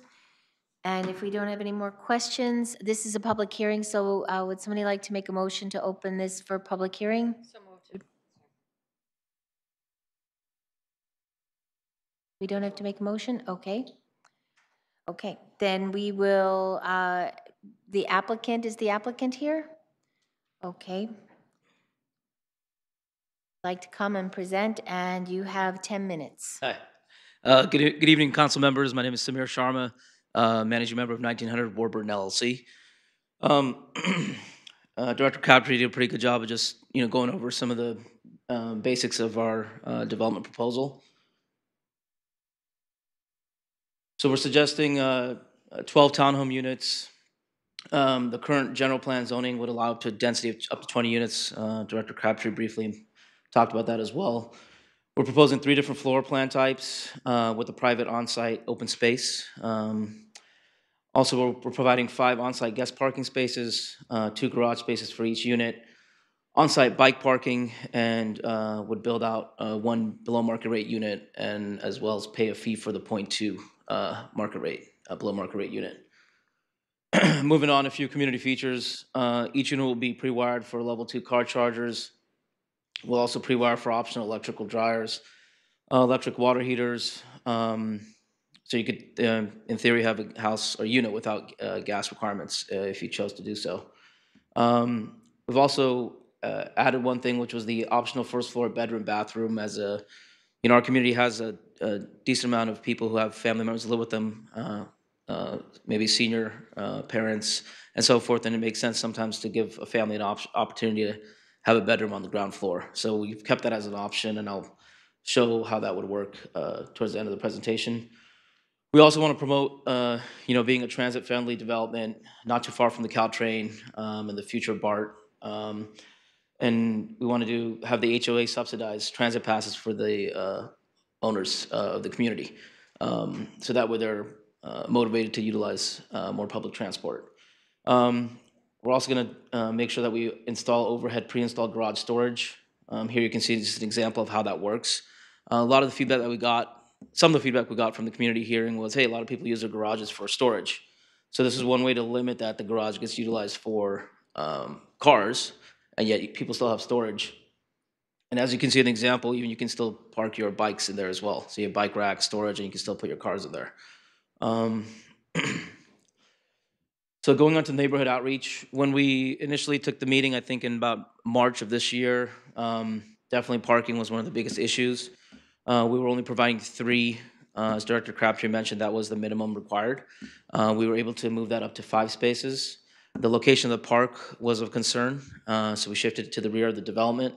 For further privacy concerns, we were able to add clear story windows and place some mature trees in strategic locations that would help create some screening. And we also conducted a shadow study on our own, just so everybody knew what kind of shadow our project would be projecting on the neighborhood and surrounding buildings. This is a site plan of what our neighbors saw at the outreach meeting.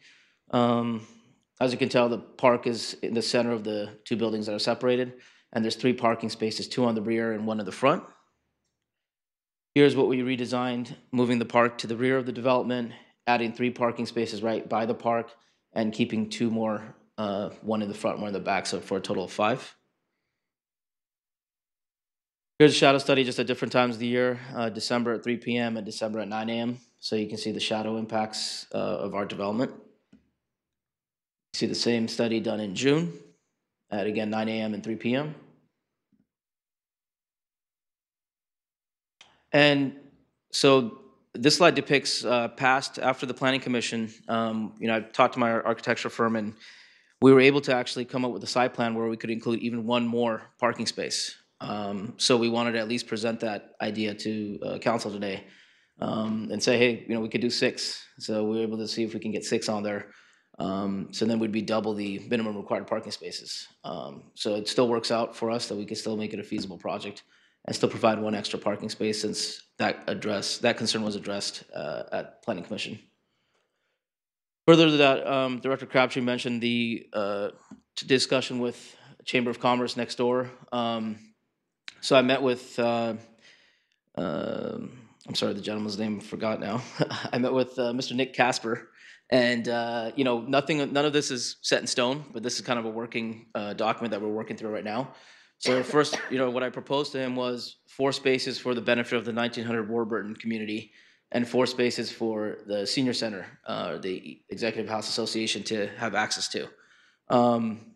Get an annual contract with them that's renewable at the end of the year, every year. $50 per space per month, charged to the HOA of each one of those entities. Limiting the parking hours on the weekdays from 5 p.m. to 8 a.m. and then 24 hours on the weekend, because that building is not utilized on the weekends. None of those businesses have working hours during those days. And then limiting the liability to the Chamber of Commerce. So, the car owner or the HOA would be liable for any issues, if something were to occur.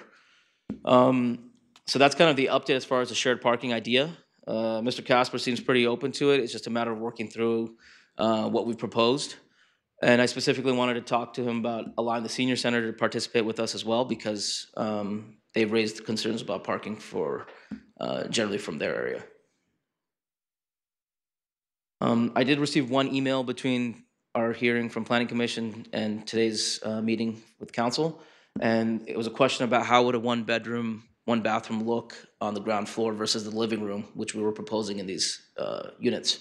So both these show the ground floor optional bedroom, bathroom versus the living room. And there was a question about if the garage space would be impacted, and no, it would not. It'd still be 426 square feet. So that's why that slide's here. Any questions?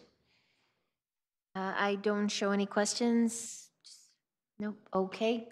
There not be any questions up here. We will open up the comments from the public. Do you have any speaker cards? Okay. Would anybody like to come? I know, young man, you wanted to speak earlier. Now's your opportunity.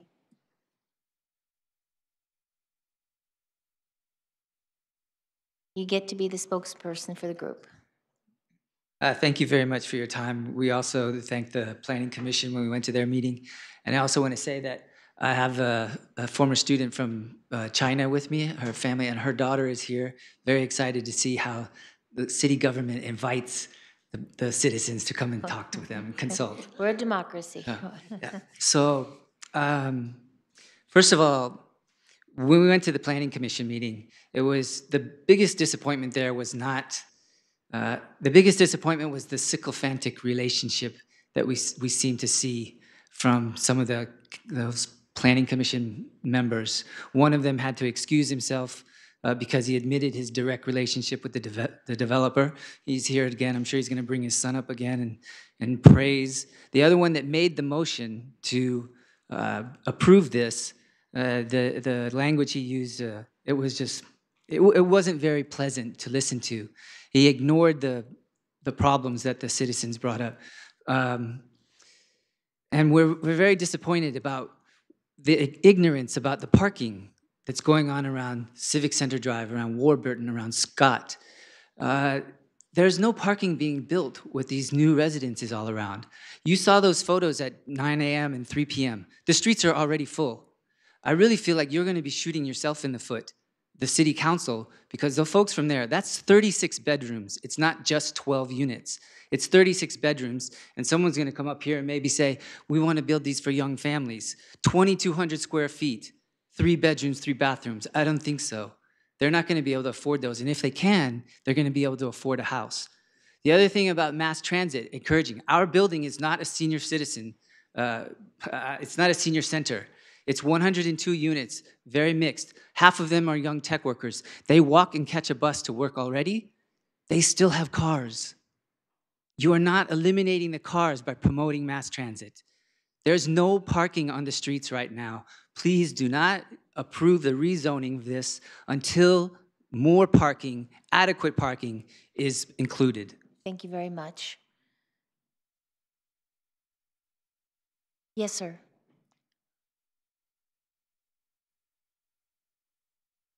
My name is Sandor Fizikis, and I am an owner-occupant at 1700 Civic Center Drive. And we oppose against the rezoning of that portion of the city. So, because for several reasons. One is that if they build that project there, we will have, where our swimming pool is, we will have more exhaust gas from the cars. We will have less privacy because they will oversee, and we will feel more enclosed. So the space as it is now is more preferable for us, so altogether. So it is just, we are conservative and we would like to keep it as it is. So if they build that project there, it will be less convenient for us. In other words, it is just not in our interest, so to speak. Thank you. Thank you. Welcome. Thank you. My name is Anna Coster, and I've owned a unit in, I've owned a couple places in Santa Clara, but I've owned a unit at 1700 Civic Center Drive for about 25 years, and I've seen the parking situation there get worse as housing costs have skyrocketed in the whole Bay Area. More people are living in units, and you have 36 bedrooms and 36 bathrooms in the new development and not enough parking. It's absolutely true that even people who are dedicated to taking public transit, my husband and I are, he bicycles a lot, I take the bus frequently. We have 2 cars, and they're on the street or parked.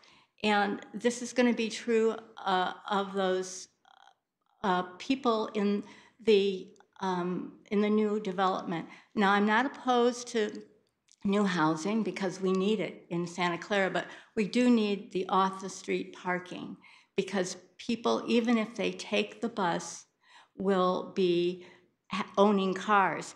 And the owner said, quote, that it's not too far from Caltrain to End the Future BART. Has he ever walked it? I bet he never has. It's quite a distance, and most people aren't going to want to walk that far. I think it's more than a mile. And I have walked it at times, and it takes quite a while. And most people are just going to drive. They're not going to be taking the bus to BART. So there'll be a lot of cars there. There will be 36 bedrooms, and I counted all the parking, including the supposed rented spaces, and that's only 37 spots. That's not enough. Thank you. Good evening. Welcome. My name is Felipe Carrillo. I live at 1700 Civic Center Drive. I would like for you to consider any future housing developments that we have, that we actually enforce or change our rules to state that there should be 1 parking spot per bedroom. I would also like for you to decline the rezoning of this particular project. I'm actually looking and thinking of that maybe we should have more units in that actual spot for the 1900 Warburton, but actually a decline for this developer, have another developer come in and put more units, but follow the rule of having 1 parking spot per bedroom. And I think that that would alleviate the situation. If this particular parcel has more units in it, they probably will build underground garage for it, which would alleviate the parking situation. I would like for you to consider that. Thank you very much for your testimony. Hello again. Hi again. My name is Brian Rector, and I live at 1700 Civic Center Drive. I own a unit there with my wife, and we have an underground parking garage, and it's still pretty bad. The parking situation is awful. If you get here at 5 o'clock, I have to park really far away. My car's been vandalized numerous times. And we have underground parking. We have a 1 bedroom, but we each have a car. So there's 2 of us. So imagine with this new unit, how many people there's going to be. There's some units, the 1 bedroom units, where that they rent out freely to people, and they have 3, 4 residents in a 1 bedroom because this is Silicon Valley and it's very expensive. And that's what people are going to do when they buy these units. They're going to buy it and they're going to sublease it and they're going to rent it out. And so are there any rules for that? Are there any laws for that? No, not essential, not for this one at 1900. People can do whatever they want with it. Sometimes there are. Sometimes they have owner occupancy that's required, or they have some kind of laws or rules or regulations. There are none. So that what's going to happen is there could be up to 10 people in this one place, and they're all going to have cars, and where are they going to park? There's no thought given to that, and I can foresee it just getting way worse. And I don't think it could get any worse, and I don't know where I'm going to park because I can't park on El Camino. And so I guess I'd have to take public transportation, but still it's getting terrible. They're parking in the red zone. They're blocking things. People are parking on top of each other and so it's not getting any better, and I don't foresee it getting any better. And now you're asking to add a ton of more units and very little parking to substantiate the increase in the population. I'm not overly concerned with the privacy. I'm not overly concerned with the development. It's just the parking situation that seems like they just keep building more and more places and very little parking in it. I really don't know what we're going to do overall if that occurs. If they don't expand past, what, 5 now or 6? But that's really not enough. Thank you, Brian. Welcome. Evening, my name is Kevin. Besides the parking situation, which obviously has been beaten like a dead horse, there's a lot of issues with that. I think just in general, the amount of traffic that's coming to the area and will be at the area, I think is something we should also consider. On both sides of El Camino, there's 6 planned building or proposed or currently building or just recently finished new units that I'm not sure the size of all of them. I know there's one that's going up that's going to have 50 units. Another one I think is 30 proposed. Just the amount of traffic and the amount of people that are coming to Santa Clara. Obviously, it's a great city and we want to promote growth and bring people in. But I think rezoning another just small plot of land to just keep cramming people in here is just, it's going to just continue to make traffic a lot worse. I mean, if you guys have been driving just anywhere along the Bay Area, I mean, 10 o'clock, 11 o'clock in the morning, it's still bumper to bumper traffic going on the 101. Obviously, Santa Clara is just a small portion of the Bay Area. 3 o'clock in the afternoon, it's already traffic coming down here. There's so many people already. We need more housing, but the city of Santa Clara, we're getting so many people as it is with these new developments, and I think we could consider opening up new small businesses or make another park, just kind of make it more inviting for the people who currently live here, and kind of reconsider rezoning just to add more units here. Thank you. Hello again. Good evening. My name is Sunil. I actually live very close to the opposite the Greenpoint Apartments, Park Vista Circle HOA, and my property faces the street, and I see the parking issue always because the street is always full with cars, and the applicant mentioned about the garage for the townhome.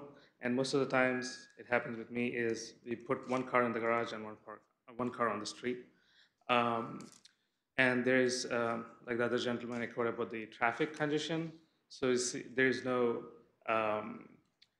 slowdown over there, even though there's a sign posted, but I see always people speeding.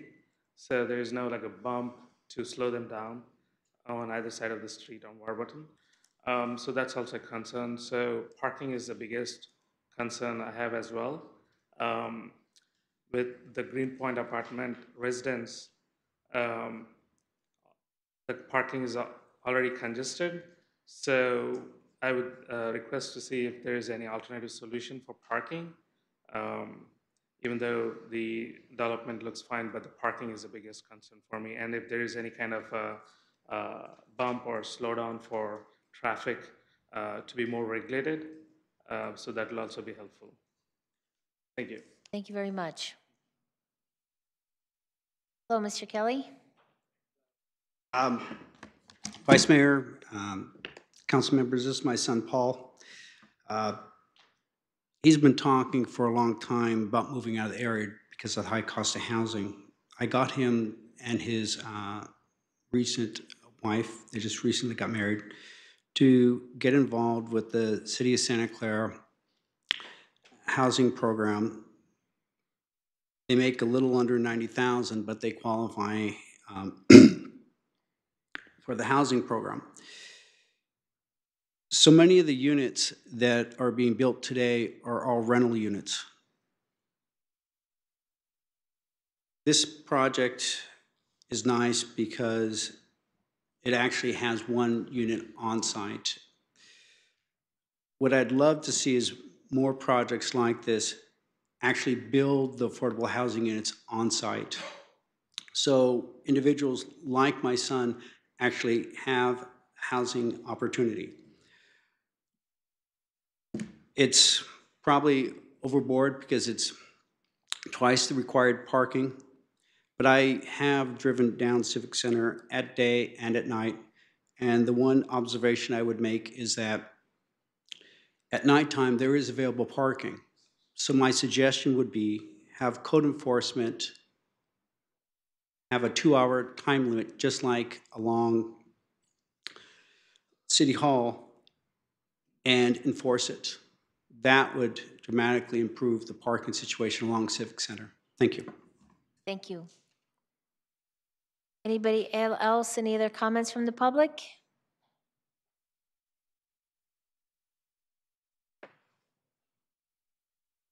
Hello again.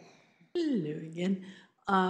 Just an observation that it was published a couple of years ago that 60% of a suburbia area is built for cars. And that's not a lot for people. Thank you. Welcome.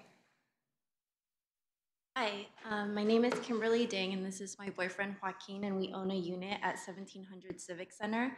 And to kind of reiterate about the parking, it's very terrible. It's bad to the point where 50% of the time right now, we're parking in the Santa Clara medical area. And in terms of us, we own a 1-bed, 1-bath, but we own 3 cars that stay, and we work 5 minutes, 10 minutes from our residents. So, you know, in terms of the car and where it has to stay, we need that parking. And we would recommend, you know, kind of trying to find a better solution to better kind of ease that problem for us. On top of the parking point, which has been made many times, let's not forget about the Fuji Florist. It's a small business. It's been around since the 50s. It's only had a couple of owners, and they want to level it. So I think it's important to keep businesses around also. Thank you. Thank you. Okay, anybody else? Okay, there being no more speakers, the appellant, you have a rebuttal? 3 minutes? 5 minutes? It's not written down here. 5? Okay, thank you. Yes, so a couple notes that I made. Just a little clarification on the unit size. The unit sizes are 1,700 to 1,800 square feet. With the garages, they'd be 2,100 and change or 2,200 and change. It's livable square feet. A second point, talking about any provision for homeowner only or owner occupied units. Absolutely, there's a provision for that.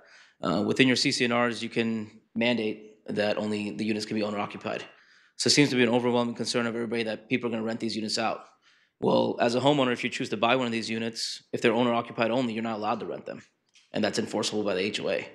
So again, I'm just going off what everybody's told me at today's hearing and Planning Commission's hearing. So people are concerned about one room equals 1 car. You know, again, I can't be responsible for what's existing today and what the parking issue is today. But with our development, we're providing 24 garage spaces and 6 guest parking spaces. That's 30. And that should be sufficient. I mean, 2 to a family plus guest. That should be sufficient for our area and what we're doing. That inclusion in the CCNRs of homeowners only and owner-occupied units only is something I'm comfortable with.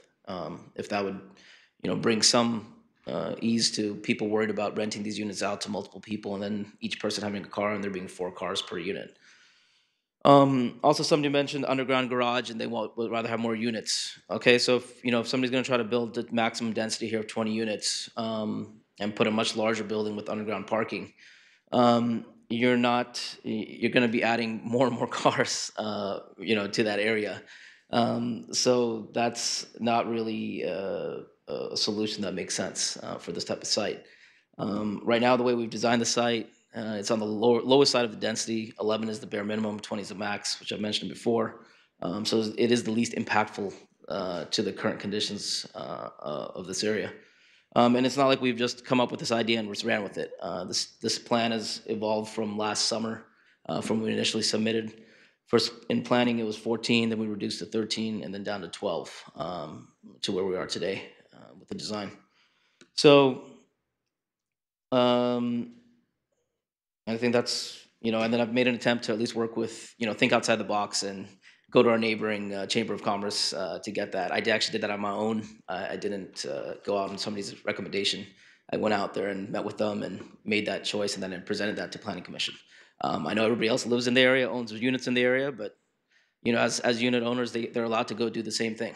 Go talk to people about possible parking options or situations, or talk to the HOA and see what they can do. So I've done my best put my best foot forward to help with that, and to communicate openly with everybody about what our design is and the best we can do. So thank you. Okay, thank you. Okay, Councilmember O'Neill. I think first I'll move to close the public hearing. We didn't open. Second? Yeah. Oh, we didn't have, oh, No, okay. yeah. I thought we always had to close the public hearing. Okay, all right, okay, so I'll make some comments. I'm sorry, if I can just interrupt. So we didn't need to make a motion to open the public hearing, but we should make a motion to close the public hearing. Okay, thank you. So I move to close the public hearing. Second.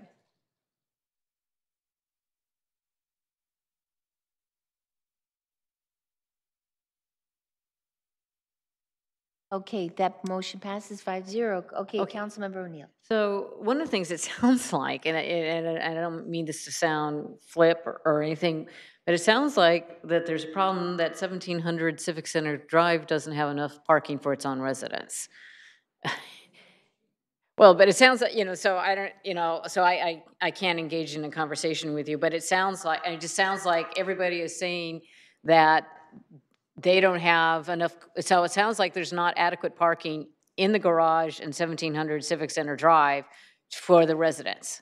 So that's just what I'm hearing. If people are saying they have 1 bedrooms and they've got 3 cars, or 2 cars. So I don't know what the parking is there, but it sounds like that's part of the problem. Like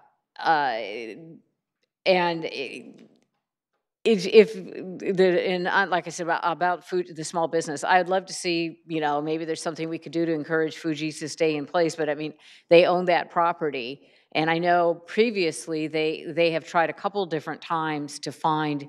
Like at one point there was a small nursery. They've done other things to try to make use of that property to get a better return on their investment. And it hasn't worked out. So, I mean, it's one thing to think about. If it doesn't become these townhomes, maybe it would be a big office building that would bring a lot of cars to the area, or a apartment building that maybe would be, kind of more in keeping with the size of the height of 1700 Civic Center. I think as time goes by, I mean, I know people, one of the occupants of 1700 Civic Center Drive, and I hope he's feeling better, doesn't think that people are going to be moving away from having a lot of cars that they own. But if you look at a lot of the technology reports and read things, that within a few years, the prevalence of autonomous vehicles and as Uber and Lyft and those types of companies and all of the car companies invest, I think we're going to have too many parking spaces. And the amount, if you look, I'm looking at Google Maps and I look around that area, and we look at how many places in our city we have to provide for each car, whether it's at a medical office or city hall or every shopping center or your church or your school. It's amazing how much land that we dedicate to parking spaces. And I think with 2 cars or 2 spaces per unit, with the extra that they have provided and with the ones that they are going to try to rent from the Chamber of Commerce, and I think perhaps the reference to the senior community may have been to the Westmont, and perhaps that's what the discussion, since the Westmont is on the other side of the parking lot, that may be the senior community that was being referred to.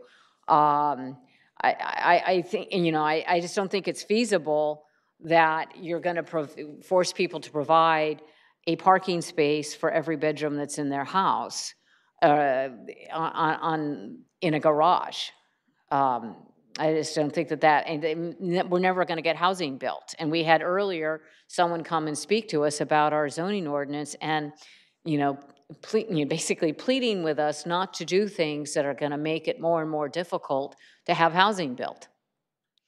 The fact that they're going to have a transportation demand management plan of some sort, whether it's transit passes or whatever, I think that these are the steps we're going to take. And I myself think that this is a reasonable amount of parking. I mean, I understand that you've got problems on the street, but like I said, I'm thinking that a lot of these other complexes perhaps are not providing adequate parking, but I think that there have been some concessions made. I like the fact that there's going to be a BMR unit on site, and that the 0.2 of a unit, that will be funds that will go into our affordable housing fund so that we can look at building some other housing. I think, so I think that the fact that it is, that there will be people who will be able to buy this. I'm not going to get into a discussion. I'm not the city attorney, so I can't really speak to what is legal to put into CC&Rs or not. I won't touch that because that's not my area of expertise. But, if that's possible to put a restriction on, on homeowners, that probably would help with, perhaps people renting out rooms. But once again, we don't, that's not illegal either. So I think that overall that this would be a project that would be welcomed by people who are looking to buy a townhome, because let's face it, we're not going to be seeing hardly any new single-family homes in Santa Clara, or not unless you go to South San Jose or Morgan Hill or Gilroy. You're just not going to see it around here because the land is too valuable. So unless I hear some other compelling testimony from the rest of my colleagues, which I always wait and listen to what they have to say before I make up my mind, my tendency is to support this. Thank you, Councilmember Neal. Councilmember Mahan. I had a couple of questions. I think for the Director of Community Development, do we know how many parking spaces there are per unit at 1700 Civic Center? I don't have that information with me tonight. We could go back and pull up old permits, but I don't have that information. Oh, okay.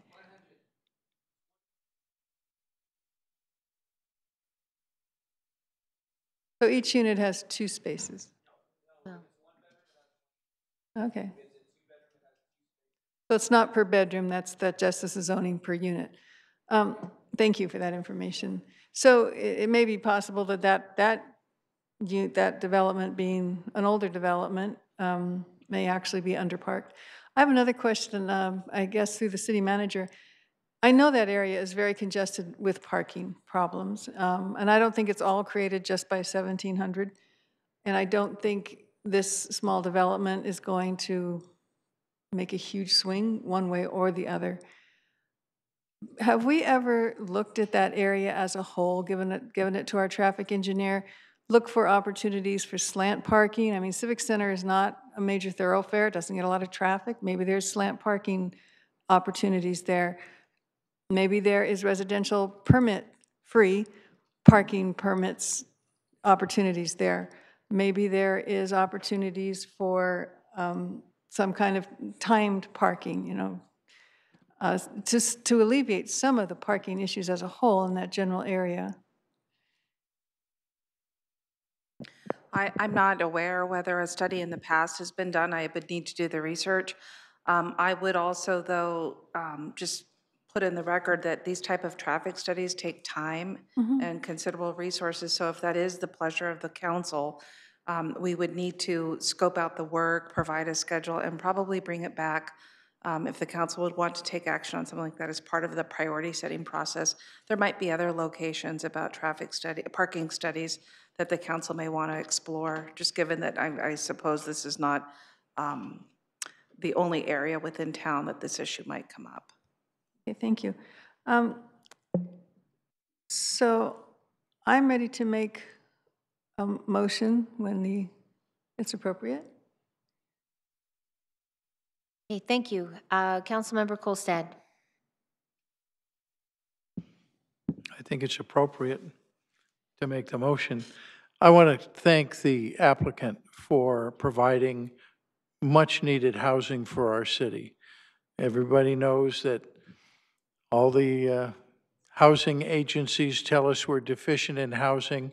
I also want to compliment you and our planning staff for making sure that the required parking spaces were provided on the site for that size development.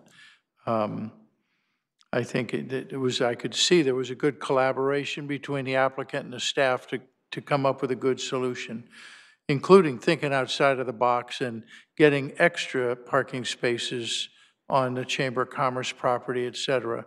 So it really showed some wisdom on your part. And I look forward to seconding the motion to approve this project. All right, thank you. So I'll go forward with the motion because, you know, I really think that. I have one more Oh, I'm sorry. comment. I'm sorry. Okay, Councilmember Davis, your light is lit. Thank you. I kind of feel for the residents at 1700 because I drive down that street all the time, and I've actually witnessed a person standing in a parking space so that their person could drive around and park their car. That's how bad it is. I've also seen someone put cones out there to keep someone from parking. That's how bad it is.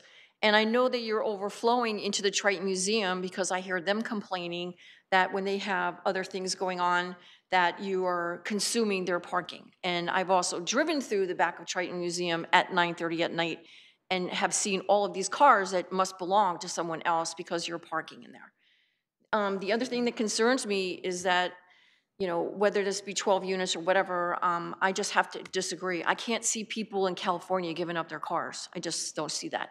And you were correct. I don't think somebody's gonna walk a mile to get to BART. I really don't see that at all. So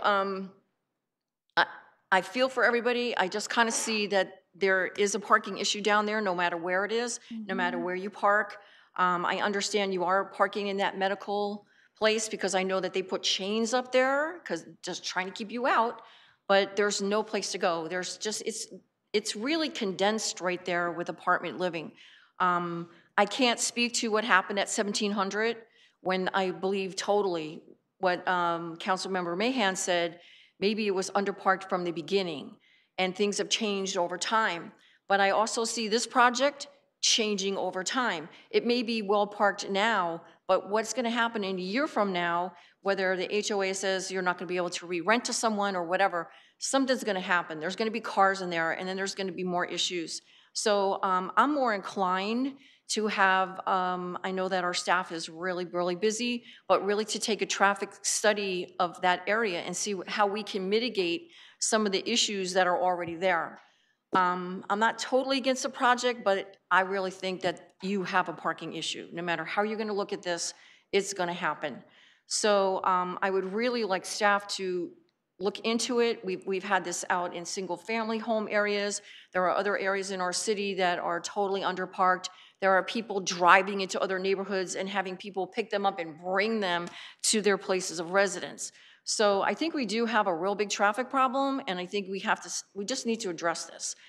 I don't know what the answer is. I don't know if it's gonna be permit parking or how we're gonna do this, but I would rather have the staff go back to this and this be part of our planning process, especially if someone's going to buy property, invest their time and energy into this, and they want to build. So I think we have to take a bigger and deeper dive into this. So that would be my suggestion for the city manager. I don't know if we have to, I'd just like to move in that direction. I just think that there's an issue here. Thank you, Madam Mayor. If I could, I don't know if you see my light, that's why I just keep, or not my light, my request to speak. Well, your light is on now. Okay. So I did want to proceed with the motions as recommended by the staff, and I'll ask the city attorney, do we need to take them individually?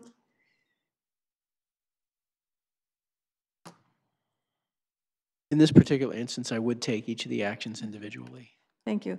And I do want to say, because I do sympathize, I get the parking problem over there, but as I said, I don't think the 12 units is going to make a big swing one way or the other it's adequately parked on site, and I am going for the plan that had 6 guest parking spaces. We need the for sale housing.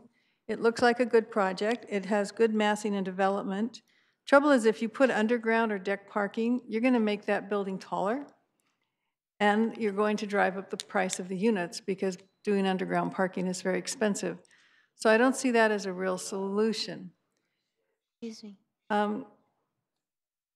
It meets all of the zoning requirements. They're not asking for any special treatment. They're not asking for any variances. They're under the allowable number of units. It could be up to 20, which again would make it a bigger project and add more parking issues. I do want our city staff, though, to take a look at the parking in that area. And we don't need a big parking study, and it doesn't need to be one of our council priorities. We've done this in many other neighborhoods where we've had parking problems. The Alameda comes to mind when there was a very successful sandwich shop that went in, and there was this excess, unused, underutilized island, and they made it parking. So, I mean, if we just take a look at this really specific area, this street, I think our traffic engineer could come up with some viable solutions to increase the number of parking places there, or to alleviate, or to make it more available only to the residents of 1700 Civic Center Drive, that you know that your spaces are going to be available when you need them. So I'll move the staff recommendations 1, 2, and 3 individually, but I'm going to add another motion that we do refer to staff to take a look just at the specific area to come up with some parking solutions, work with the residents of 1700 to come up with some creative ideas on how to increase the parking in that area. So item 1 is to adopt the resolution recommending to the City Council to adopt the mitigated negative declaration and adopt the mitigation monitoring and reporting program for the 1900 Warburton residential project. Second? Second, but can I ask a question, please? Yes, sir.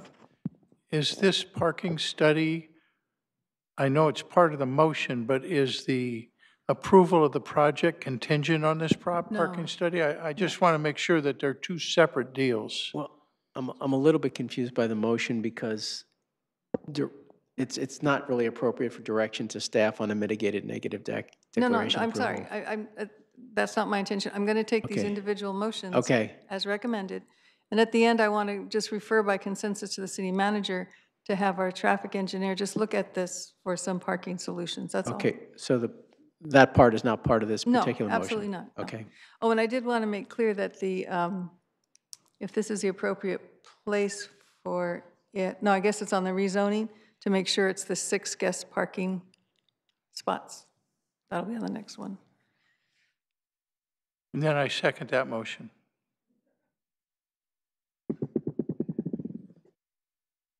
And if I could just piggyback in too, there is a condition in there that does, in the conditions of approval, which does require the parking in the garage so that the space be cleared for parking. Yes, yeah, I think that's a condition of approval.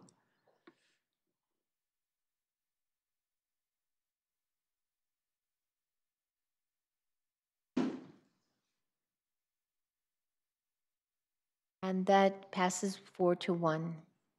And the next is to adopt the resolution recommending to City Council to approve the rezoning from general office to planned development. Second? Do we have a second?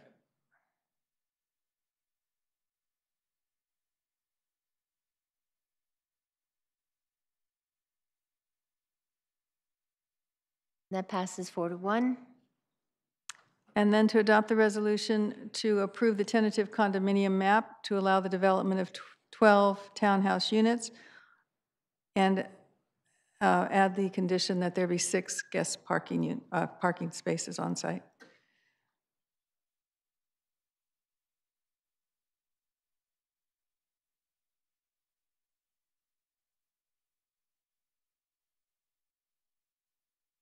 And that passes 4-1. And then just, I guess, by consensus, to refer to the city manager to take a look at the Civic Center Drive parking issues and come up with some creative neighborhood solutions. Sir. Thank you, sir. Yes, I will say that entire area, Warburton, Civic Center Drive, even Scott, if you want to look at Scott, that whole area that we're talking about. Thank you.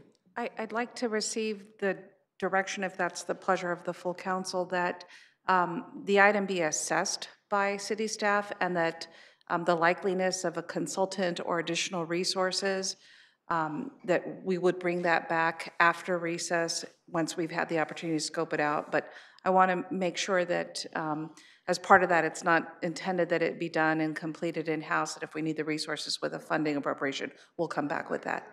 Great. Thank you. Okay, thank you. We did do the fourth? Did we? There were 3. Okay. Yep, 3 recommendations. Okay, the next item, moving ahead, public hearing, another public hearing regarding an action on a resolution confirming the 2018 weed abatement program and assessment. Good evening, Vice Mayor Watanabe, members of the City Council. Tonight's a public hearing to discuss weed abatement here in Santa Clara, which is an annual process we go through each year, as outlined in the Santa Clara City Code.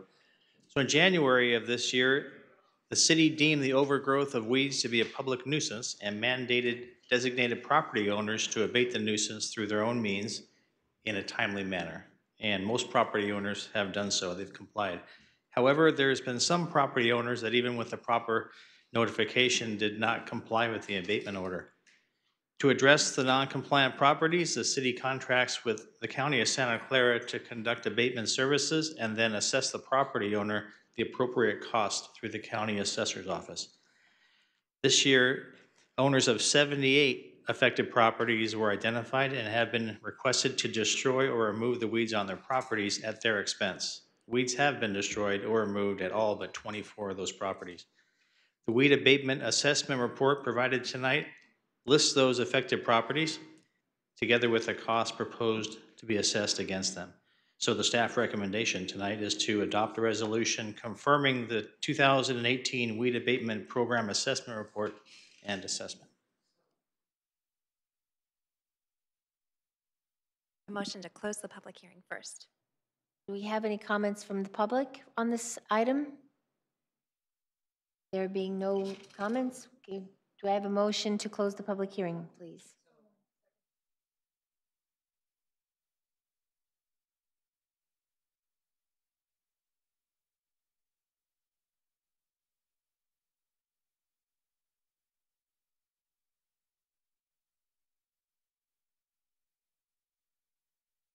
And that motion passes 5-0. Okay. And so now, do we have a motion to? I move we adopt a resolution confirming the 2018 weed abatement program assessment as recommended by staff. Second.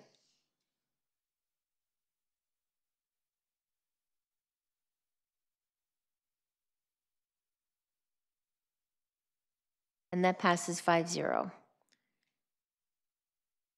Okay, moving along, we now have an action item designating a voting delegate for League of California Cities 2018 annual business meeting. City manager? This is a report that would designate me as the designated voting delegate in the event that no council member signs up to attend the League of California Cities annual business meeting.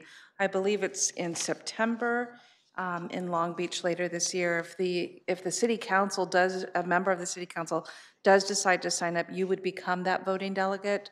If not, then I would participate in it for purposes of representing the city. And do you need an answer tonight? Yes. As of before the break, ideally, what Lynn Garcia has advised me is that she did double check and there has been no one who has signed up, and she wanted just to make sure we were prepared for how we would proceed if no decisions made. Do we have anybody that's interested in being the delegate for this event? It is September 12th through the 14th in Long Beach. Vice Mayor, I was going to attend, but I would like to make the motion to turn you as the delegate because I have surgery that week. So I was going to go, but I let them know that I am not going now. So I would like to make the motion to have you represent the delegate. I would only suggest that in the event that another council member decides to attend, that you automatically become the voting delegate and represent the city. Okay, thank you. Second?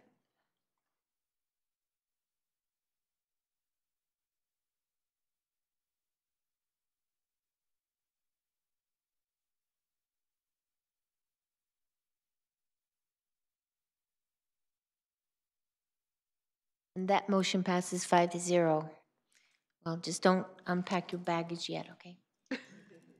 Okay. Now we have an action item on the resignation of Planning Commissioner.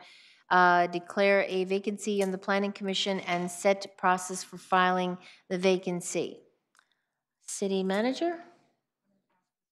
Clerk. Okay. Thank you. So as the report indicates, Michael O'Halloran has submitted his resignation from the Planning Commission. And so one of the actions that the council should consider is formally accepting that resignation, which would then have a vacancy on the commission for the partial term ending June 30th, 2019.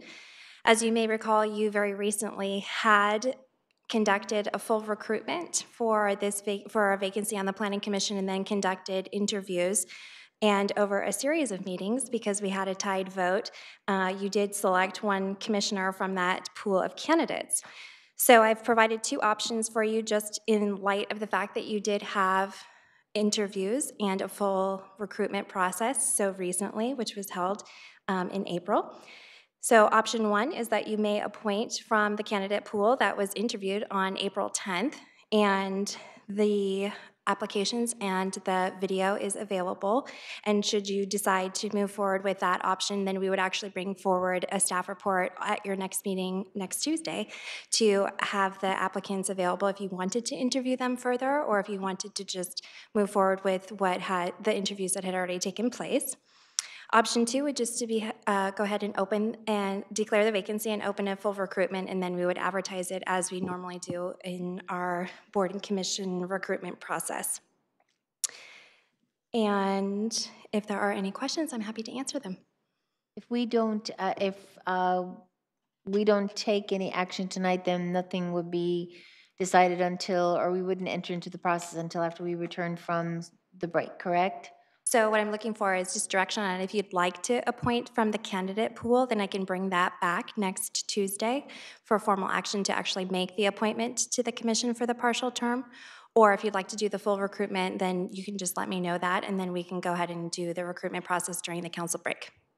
Okay. So I'm just looking for a direction on which option you'd like to proceed with. Okay, Councilmember Davis, your light is lit. I would like to option one and take from our pool that we had. I believe that Jeremy Hicks was slated to be the commissioner, but I really like to have option one and also accept the resignation of Michael Halloran. We have a second?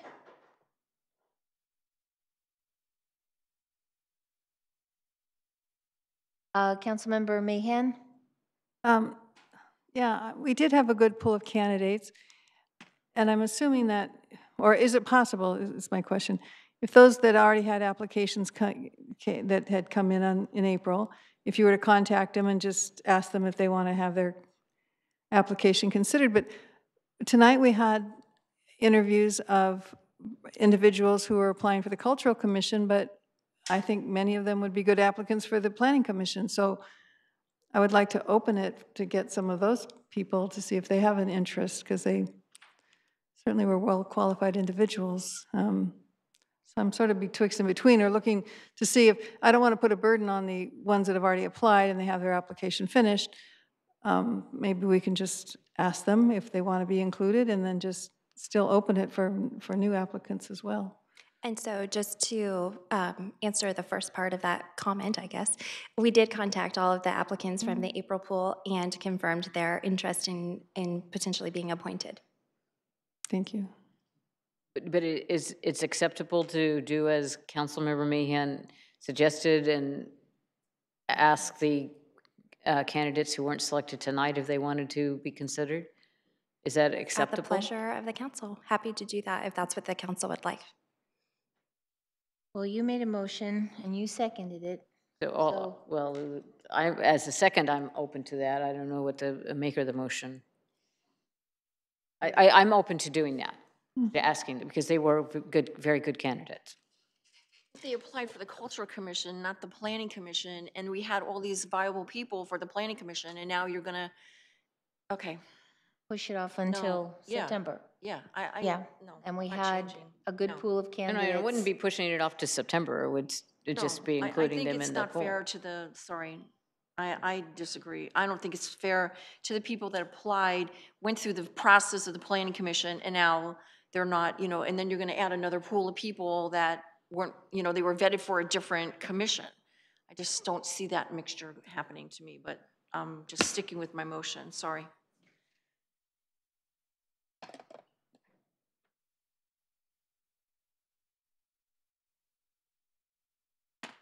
And so, so this motion is?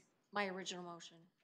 So the motion is to accept the resignation of Mike O'Halloran, declaring the vacancy on the Planning Commission for the partial term ending June 30th, 2019, and then directing me to reconfirm from the candidates from the pool of April and bring forward as an action item for your next meeting to appoint, based off of the previous candidate pool. So can I have another point of clarification? So those approximately 10 candidates from April, we would start over with the voting and the ranking? Correct. But I'm sorry, I have a point of clarification. I understood you to say that you were I would love to put Jeremy appointing in there, but we have to go through the whole process again. We can't. We do have to go through the process. I was under the impression that we could appoint somebody from the previous pool, just. That's correct. So option one would include just simply bringing forward an agenda report to your next council meeting with the applications that were submitted during the April timeframe, but that the interviews would not be reconvened. So it would be based off of the interviews that were held in April from that candidate, from all of the candidates that were interviewed in April. So it would be an appointment based off the interviews that already had taken place. Yeah, okay. I just want to make sure.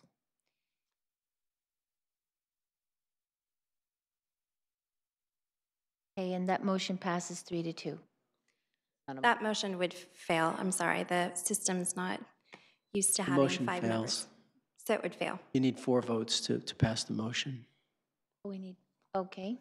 So what I would suggest is at least make a motion to accept the resignation and declare the vacancy, and then maybe make a second motion. We should at least declare the vacancy. So I move that we accept the resignation of Michael O'Halloran and declare a vacancy on the Planning Commission. Second.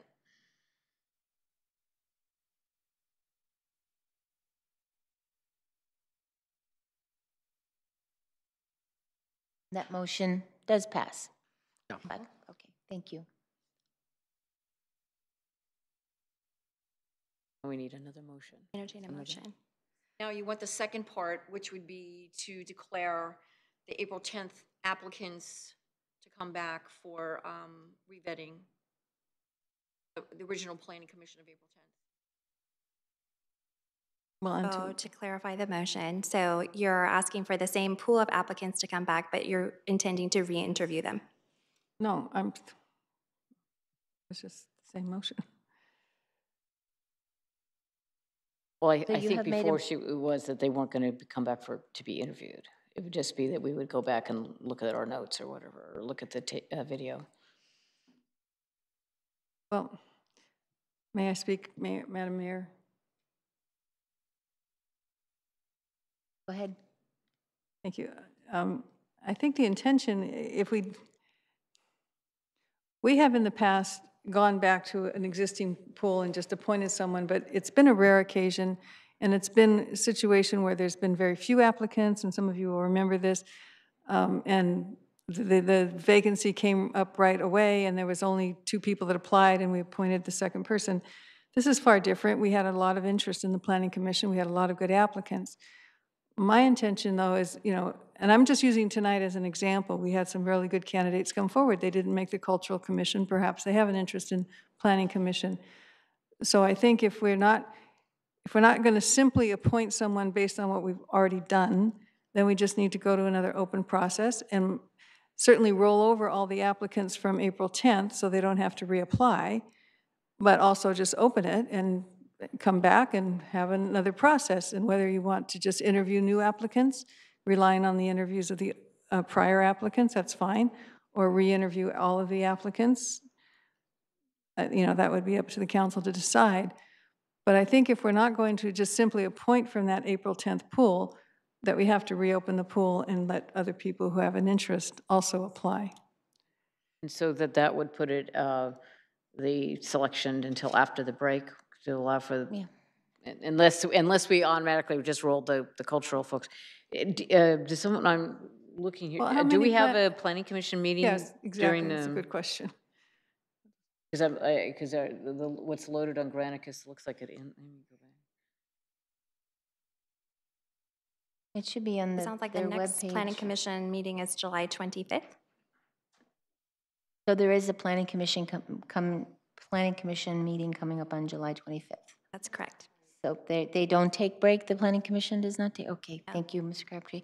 No, I mean, I understand Councilmember Davis's concern and position. I mean, when we had the interviews back in April, and actually I was actually in this very same seat that night, Jeremy Hicks got the majority of the votes, and frankly, he should have been appointed the commissioner that evening. But because there was a three-way tie for second, a motion was made to break the tie, and then Commissioner Becker ended up receiving the position instead.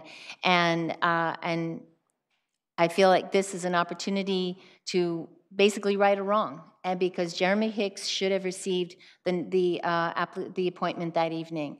And here's an opportunity to appoint somebody who rightfully received the votes to be appointed, but now if this is continued, we will have to wait until after the break, until September, when there are meetings taking place where frankly, just as we appear, they could use some extra help right now and helping making some decisions. So I totally understand Councilmember Davis's position, and I wish that I could second it because I would be more than happy to see Jeremy Hicks appointed this evening. You're able to second. I can second it? Yes, you can second. What is your motion? Okay. So I don't understand why we have to add more people to the pool. We vetted these people. They went there. I understand, that Teresa Seltzer was also a part of the Planning Commission, if I remember correctly. Did she apply? I don't have it. I'm almost positive. I can't remember, but anyway. Yeah. So we had these people that came and we vetted them. So why is it that we cannot pick from this group of people that has already at a minimum, I would like and had a conversation? And now this is a cultural commission. They applied for this. I do understand, but I don't see adding the apples with the oranges right now when we have a perfectly good candidate pool of vetted planning commissioners. To take. Okay, at a minimum, I would like an opportunity to maybe not as extensively or whatever, to at least ask, to have them speak again. Because it's been several months. Could I offer okay, the city manager. A suggestion that we don't know whether the cultural commission members would want to be considered for the planning commission, and we don't know whether the batch of 10 previous applicants are still interested in the Planning Commission. I'd suggest that you allow for us to do that legwork this week, continue the item to July 16th for purposes of process, and you can take action based on the information and research that we've done on the larger pool of Cultural Commission, as well as Planning Commission on either July 16th or 17th. We have 2 meetings next week. It allows for us to bring you better information about the status of the candidates for both commission pools, and that way you can make a more informed decision, because that's the missing piece right now. We don't know what the pool is because of their interest and status. I'm good with that. So you could continue it to the 16th. We'll put that on the agenda, and then we'll get that. I'm looking at Jennifer and Simrat, and okay, we'll get that research completed. I think that's a good compromise, because I guess we're going to butt heads up here anyway. So let's just do it. Let's make the compromise where you bring it back to us so we can come to a reasonable conclusion. Find out if there's still, the planning commission are still applicable, and if there are anybody that, you know, would like to add from cultural, go for it. We'll But bring at this that back point, on July just bring 16th, it back. if that's the Okay, pleasure, and then thank you. we'll schedule it for action on the 17th based So on. do, City Attorney, do I need to make a motion to that effect? So or do I I'll just move, I'll staff make a motion to recommendation? that effect to reflect the recommendation of City Manager Santana. Yeah, okay, good. Okay, second. The direction is for you to come back on the 16th, thank you.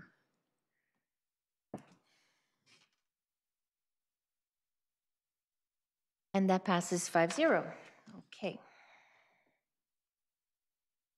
Okay, reports of members and special committees. Councilmember O'Neill, I saw you had prepared something. So this is per our policy. This is my report on my travel to the American Public Power Association National Conference a few weeks ago in New Orleans. And so I over the weekend before the conference started, I did have the opportunity to go to some 4-hour sessions. The first one was on the Federal Power Act, and that really goes into explaining how the Federal Energy Regulatory Commission was set up, and that agency has a lot of impact on our Silicon Valley power and how, a lot of things, particularly as we try to license our hydroelectric facilities. One of the sessions that was very kind of interesting and scary at the same time was on cybersecurity, and we did some hands-on exercises, and I was introduced to some new terminology in terms of looking at all the areas of your vulnerabilities.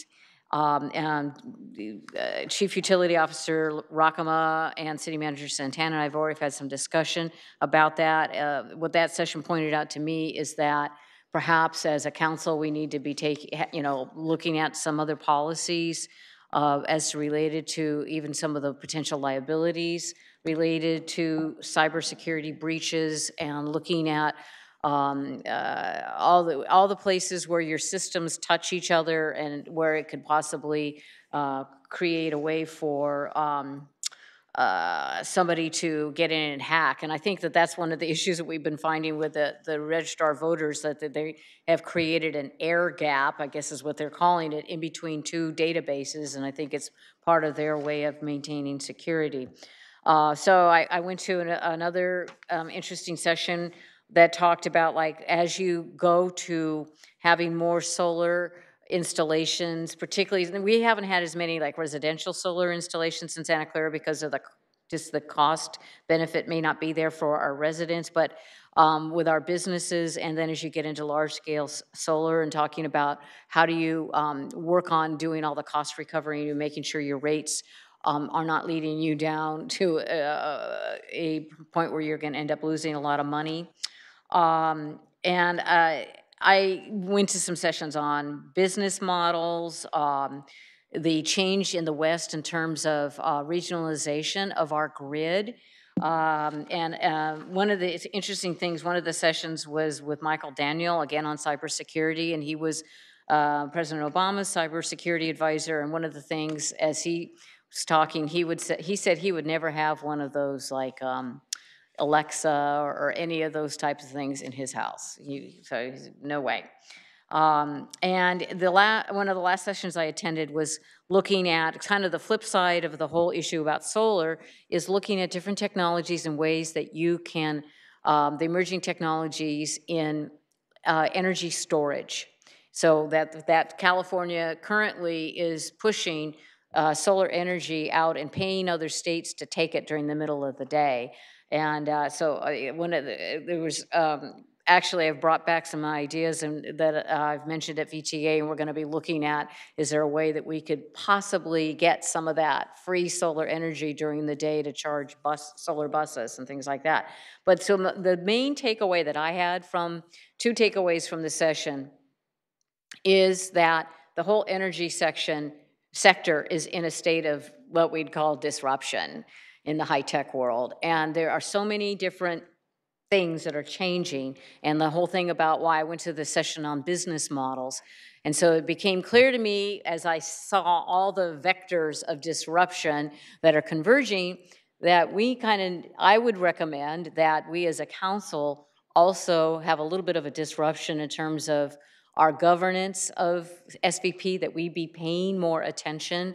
You know, I know I've heard from some of the council members back when deregulation was going on, that there was a lot more attention being paid. And then I think since then, we maybe have backed off a little bit on that. And, you know, we have a very able team of leaders at Silicon Valley Power and in the senior executive staff. But I think from a policy perspective, with all these things that are changing in the energy sector, that we should be looking at more of these areas and deciding where we need to have policy statements, and, you know, on a more regular basis, be looking at our business there in a little bit more depth. So that's part of that. So I just want to toss that out, and, you know, maybe at another time, or, you know, I don't know if anybody has any feedback on that, but I just think with the value of that asset and the change that's going on, that we don't serve the city or our residents or the business as well if we are not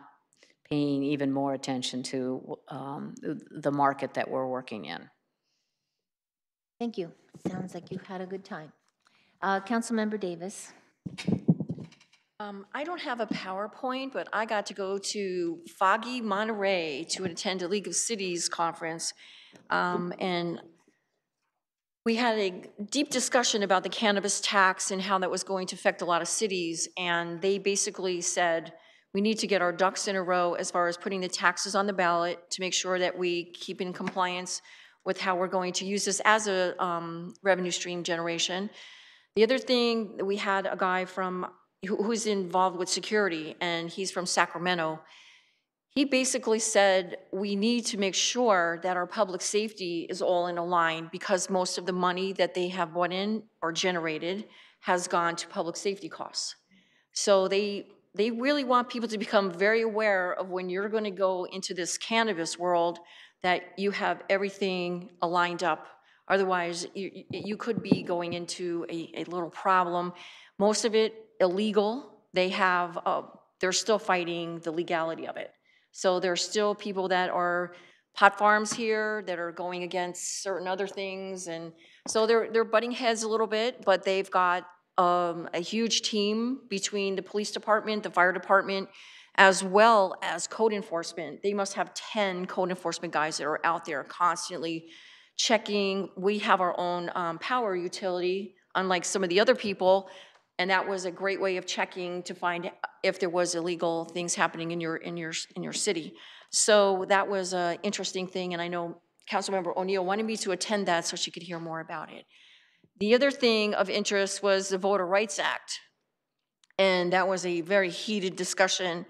We are challenged. There was a little map that was up there, and every other city around us was not challenged, but we were smack in the middle of the challenge with Mr. Rubin. They also suggested that we, or not us, but the people around us, if they're going to receive this letter, they need to get their ducks in a row also with compliance. They're mostly looking at large. They're not happy with at large. One of the things that was brought up was the ranked choice voting. That is not going to help the lawsuit. They could care less about that. Their interest is simply districts. They want the districts. They don't want the at-large system voting. They feel that it's better in compliance with the Voter Rights Act. So there are a few things, and I know when I was down there and after a seminar, I called the city attorney and I was like, you can't believe what I just heard. But it's just amazing the amount of cities that are being impacted by this. We have a lawsuit. Everybody else has settled. They just write the check and make people go away.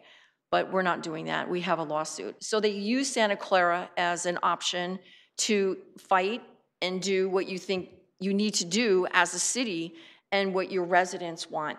But we're still in that process, so there's not too much, that I can tell you, but these other people are soon to be challenged, and there are other cities, and they're all watching. Everyone is watching. So Robert Rubin does have a counterpart in Southern California. So his goal is to hit every 400 cities in the state along with school districts. So he's out there, he's not gonna quit. It's just gonna continue down the path, and the League of Cities doesn't have the remedy, but they would like to have people at least understand that the Voters' Right Act did happen in 1965 across the nation, but now it is in the legislation that passed in the state of California. So we have to be compliant with the law. But it means, however, the direction you want to take this, and mostly the community engagement was the big part of what was happening to a lot of people. Do not understand what is happening to their cities. They're very upset.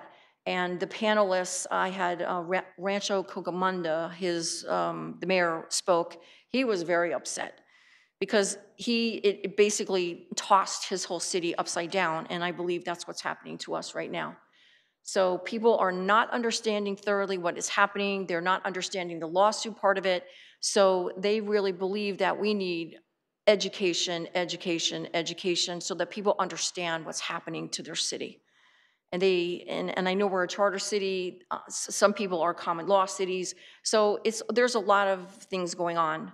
But that was a very interesting conversation. There was about 50, 60 people sitting in that room, and they were pretty not happy. They just didn't understand. But and then another thing was community engagement. They had a seminar on community engagement, how important that was to listen to the residents because they have voices. They vote us in, we serve at the pleasure of them, but if we don't have more community engagement, we're still gonna have problems. They just think that having not so much social media contact, but as the police department just went through that My 90 thing, more one-on-one. Talk to people about what you're looking for. What is it that you really want and need in your community? So they are suggesting building community, not segregating community, building the communities. So I thought that was a very interesting project that, and hopefully we'll get engaged in some of that. So that's my report, even though I don't have a PowerPoint. Thank you. Thank you, Councilmember Davis. Councilmember Mahan. Thank you. And I want to thank Councilmember O'Neill for attending the APPA conference and bringing us back such good information. It's very important to us with our own public utility to engage with APPA. And I'm going to report on this because I know that he won't. At that same conference, Councilmember Pat Kolstad received the Spence Vanderlinden Public Official Award. This award recognizes an elected official who has contributed to the goals of the APPA. Pat received this prestigious award for his 16 years of service to APPA. He's helped to make Silicon Valley Power a nationally recognized leader in the electrical utility industry, especially in the areas of green power and renewable energy. And I'm sure that the two of you managed to have a little bit of fun. You were in New Orleans after all. But congratulations, Pat, and thank you both for representing us so well with APPA. Councilmember Kolstad. I just wanted to share that at that conference, there was a guest speaker in one of the general sessions. His name was Shanka Mui, and he was a doctor, PhD, and he was a futurist. And he covered the entire gamut of topics. He talked about the future of transportation, the future of energy, future of communication, future of finance, and how it's going to impact all of us, whether we're government officials or just regular Joes living in the community. And he really pushed the envelope. I don't know if everything he predicted will happen, but if part of it does, we're in for a real ride in the future. I'll tell you, he was a very inspirational guy. I really enjoyed him. Thank you. Thank you, Councilmember Kolstad, and congratulations on your award also. We have the tentative meeting agenda calendar, which we can all review going forward. And for City Manager, I apologize. No worries. I just wanted to comment on the tentative agenda, the tentative calendar. We are going to need to balance out the public hearings before the break on July 17th. We have the 16th. There are 3 items scheduled already. We'll add a couple of more just so that we're not here till the break of dawn on the next day. There's rap songs about that. Should we bring our sleeping bags? But I won't start rapping. And remember, at the break of dawn on the 18th, I have to go to the trial on the. Oh, on yes, the, that's right. So So- we'll so- want to balance. so- Our goal is to balance out the agenda so we're not here all night. So we won't keep Brian too long. Okay, bring your back up. Okay, so if there being no other reports, city attorney, anybody else have a report? No, I have no additional reports. Thank you. Okay, thank you. We will move to adjournment, and I have asked Councilmember Kolstad to take the first adjournment, please. Thank you, Vice Mayor. Please indulge me. This evening, we're adjourning in memory of Larry Marcelli, a former mayor and council member of the city of Santa Clara. This person had so many accomplishments that it will take me a couple of minutes to explain his life. Larry was born on June 4th, 1926 in Santa Clara to Joseph and Emilia Marcelli. He was a lifelong resident and civil servant of Santa Clara. He graduated from St. Clair School, attended Bellarmine College Prep, and graduated from Santa Clara High in 1944. He proudly served his country in World War II and was a staff sergeant in the United States Army. When he was discharged, he met and married the love of his life, Elise Van Zinn of McLeod, California.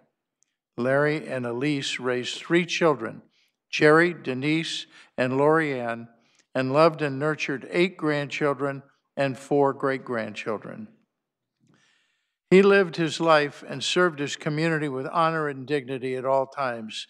He was a volunteer at St. Clair's Parish and was Grand President and past President of the Italian Catholic Federation, as well as many officer positions in the ICF branch number 5. He was a founding member and board president of the Mission City Community Fund. He was a member of the Santa Clara Elks, a member of the Santa Clara YMI, and chairman of the YMI Annual Parade of Champions for 50 years. He was knighted as a member of the Military and Hospitaller Order of St. Lazarus of Jerusalem. His community service to the city of Santa Clara earned him the name Mr. Santa Clara, and it included several capacities on the Santa Clara Charter Revision Committee, the City of Santa Clara Planning Commission for 3 years, the City of Santa Clara Civil Service Commission for 8 more years, the Santa Clara City Council for 11 years, and was the mayor from 1967 to 68. He was chairman of the city's bicentennial celebration in 1976. He served as the assistant fire chief for the Santa Clara Volunteer Fire Department. And for 50 years, he was co-chair of the he was a fire chief of the volunteers for 50 years and co-chair of the Santa Clara Stadium Committee. In 2007, Larry and his family began the Marcelli Family Foundation, which sponsors a charity Thanksgiving dinner at St. Clair's Hall for those who are in need in this community. Larry is survived by his wife, Elise, of 69 years, his daughter, Denise, and her husband, Jerry, his daughter, Lorianne, and her husband, Mike, and grandchildren, Jared Marcelli, Brian Marcelli, Janelle Marcelli-Smith, and her husband, Jason, Mark Quito, Lisa Quita Collis, Kelsey Taylor, David Taylor, Katie Taylor, and great-grandchildren Kaylee Smith, Caitlin Collis, Allison Smith, and Tyler Marcelli Smith, and his sister Doris Gerasi and her husband Mario, and several nieces and nephews. He was predeceased by his son Jerry Marcelli and daughter-in-law Nancy Marcelli and his sister Alma Peroni. Larry passed away at the age of 92 on July 2nd of this year. And I'm sure that his Papa Joe, Jerry, and Nancy met him at the gates of heaven just to show him around up there. Thank you. Thank you. We will also like to close in honor and memory of the victims of the shooting at Capitol Gazette in Annapolis, Maryland. We offer our heartfelt condolences to the families and friends of the individuals who lost their lives from the shooting at the Capitol Gazette in Annapolis, Maryland on June 28, 2018. Our hearts are with the victims, the injured, and their loved ones. Let us please have a moment of silence in their memory.